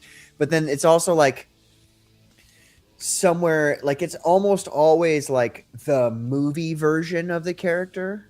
You know what I mean? Like the level of technology, the way they draw technology, for instance, or the way they draw costumes is all very like, we're orienting this towards a movie kind of thing. Oh, for sure. Oh, as opposed to the old stuff, which the old stuff was just like, no, we're going to make this costume look fucking sick. Yeah, because it was about the storytelling, it was about the fantasy of it all. We didn't need to be practical, and that's what was cool. A lot of the manga influence came into the Western artists, and they brought that into Marvel and specifically Marvel and Image, I guess, with the artists that we followed. And it was just the fantastical elements of these characters that made this fantasy world of comics, superheroes, anti-heroes, such a fantastic place to be, especially as a kid, and your imagination could just run wild. It was amazing. So Yeah, I want to share that with everybody because we don't do enough comic book content on this channel anymore. And I want to bring that up and be like, yo, guys, we're still here. We're still doing this. But before we get out of here, guys, I have a book called Reaper Destroyer. Issue 2 is out on Indiegogo and SuperiorPressComics.com. We are I got to check out. We're like around 100 or so, $200 away from hitting 10K on this campaign altogether. If you haven't yet, please go to Indiegogo. Check this out. Back it. I'm not going to do a pitch right now if you guys are on the stream a lot. You've heard me talk about this book, but I'm going to try to get the show to an end. Check it out, though. You got my cover, a nice booty shot. If you like great asses, then you're going to love Vanessa's ass, and you're going to want to get that cover. John Malin knocked it out of the park with this cover as well. Everyone loves it. It's leading the covers sold so far. John Malin in the lead of everybody. We also have shirt, by the way. Yeah, absolutely. Yeah, exactly. Yeah. Came out fantastic. I love the way you sent the shirt too. Like I was wearing the shirt on the Commandos the other night, and that shirt, just the actual way the shirt is, the way it's very 90s. Hell yeah! Like I have an old Soundgarden shirt from '94. Oh, nice. But it's the same thing where like the whatever the stretchy part up here, right at the it's very small, you know. But it's like it's like a big baggy shirt with the very small thing. Like it's just such a 90s shirt. It's so sick. I love it. You also got the Brett motherfucking Booth cover. We are big fans of Brett around here, and he just did a fantastic shot of Reaper Destroyer. Oliver Isabedra knocking it out of the park, featuring Vanessa, Reaper Destroyer, Apophis, and Victor on this cover. And then, of course, the Ethan Van Sciver cover, bringing out the very sexy Vanessa and all of her gold glory. You did get an Ethan Van Sciver cover. Yeah, except I paid for it. That's the difference, Patrick. It's beautiful, dude. It's spectacular. Came out fantastic. Yeah. So a lot of talents on this book when it comes to the covers. Obviously, I'm doing some of my best work as an artist and storytelling. The story is going to be great, going in much more of a fantasy realm. You guys know that as we're going forward. Go back this now on Indiegogo or SuperiorPressComics.com. Be on the lookout for the Back Me Bro campaign that will be coming in so many months whenever Shane gets that going, but I will be putting the campaign up there. Oh shit, before we go, we got a $4.99 super chat from Kayla. It says, there was a time before Art Adams and a time after Art Adams. Hold on. Okay, go ahead. Oh, you want to read it? Yeah, read it, yeah. There was a time of Art Adams. Wait, let me do that. There was a time before Art Adams and a time after Art Adams. Here you go, knucklehead. We love you. Thank you for the $4.99, Kayla. This is for you. So that I may talk, squirrel. My master is good. Yeah, that's an insight. We don't get to do that very often anymore. But Kayla was she would get distracted all the time when we would stream before on Appreciating Comic Book Art Live. It was like a squirrel. It was like a dog. Just like you're talking about one thing, and all of a sudden, boom, she goes off in a completely different direction. We're not even talking about that subject, and she just jumps right into it. Shout out, Kayla. We love you. Thank you so much. We appreciate you. Yes. You sound Worcester, Mass, Sean.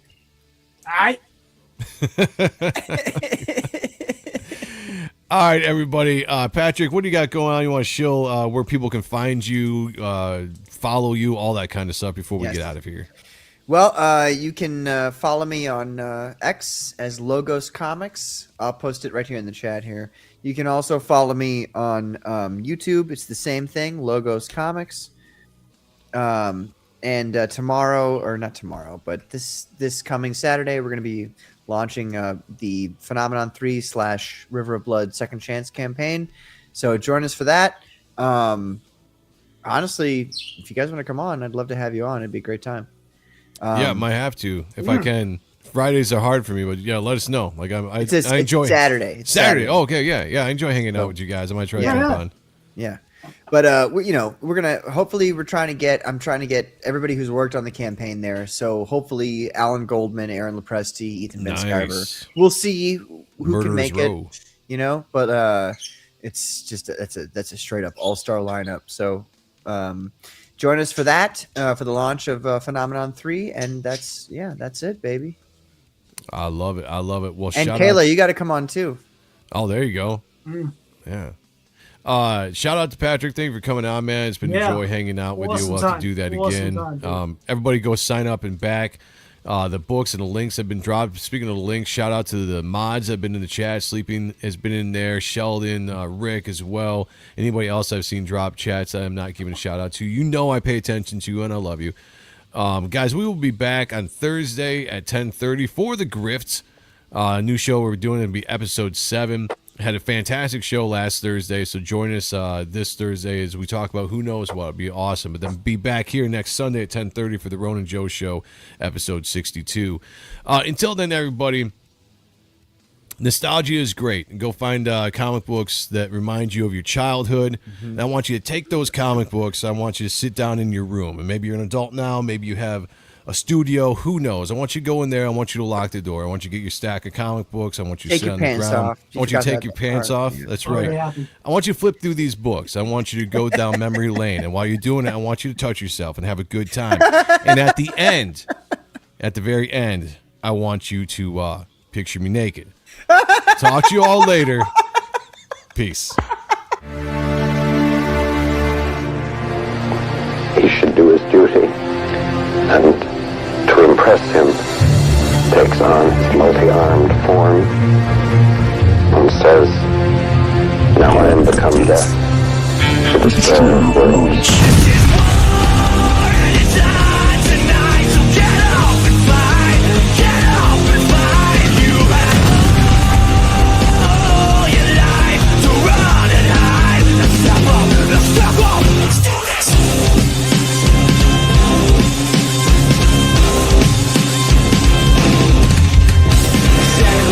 Going down, how about a little reaction, man? You can barely stand.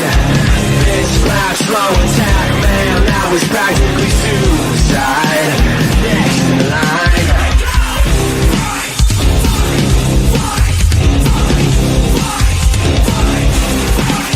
Get ready to settle the score, and get ready to face the floor, 'cause it's time to remember it. This is war, and it's on tonight, so get up and fight, get up and fight. You had all your life to run and hide. Now step up, let's do this.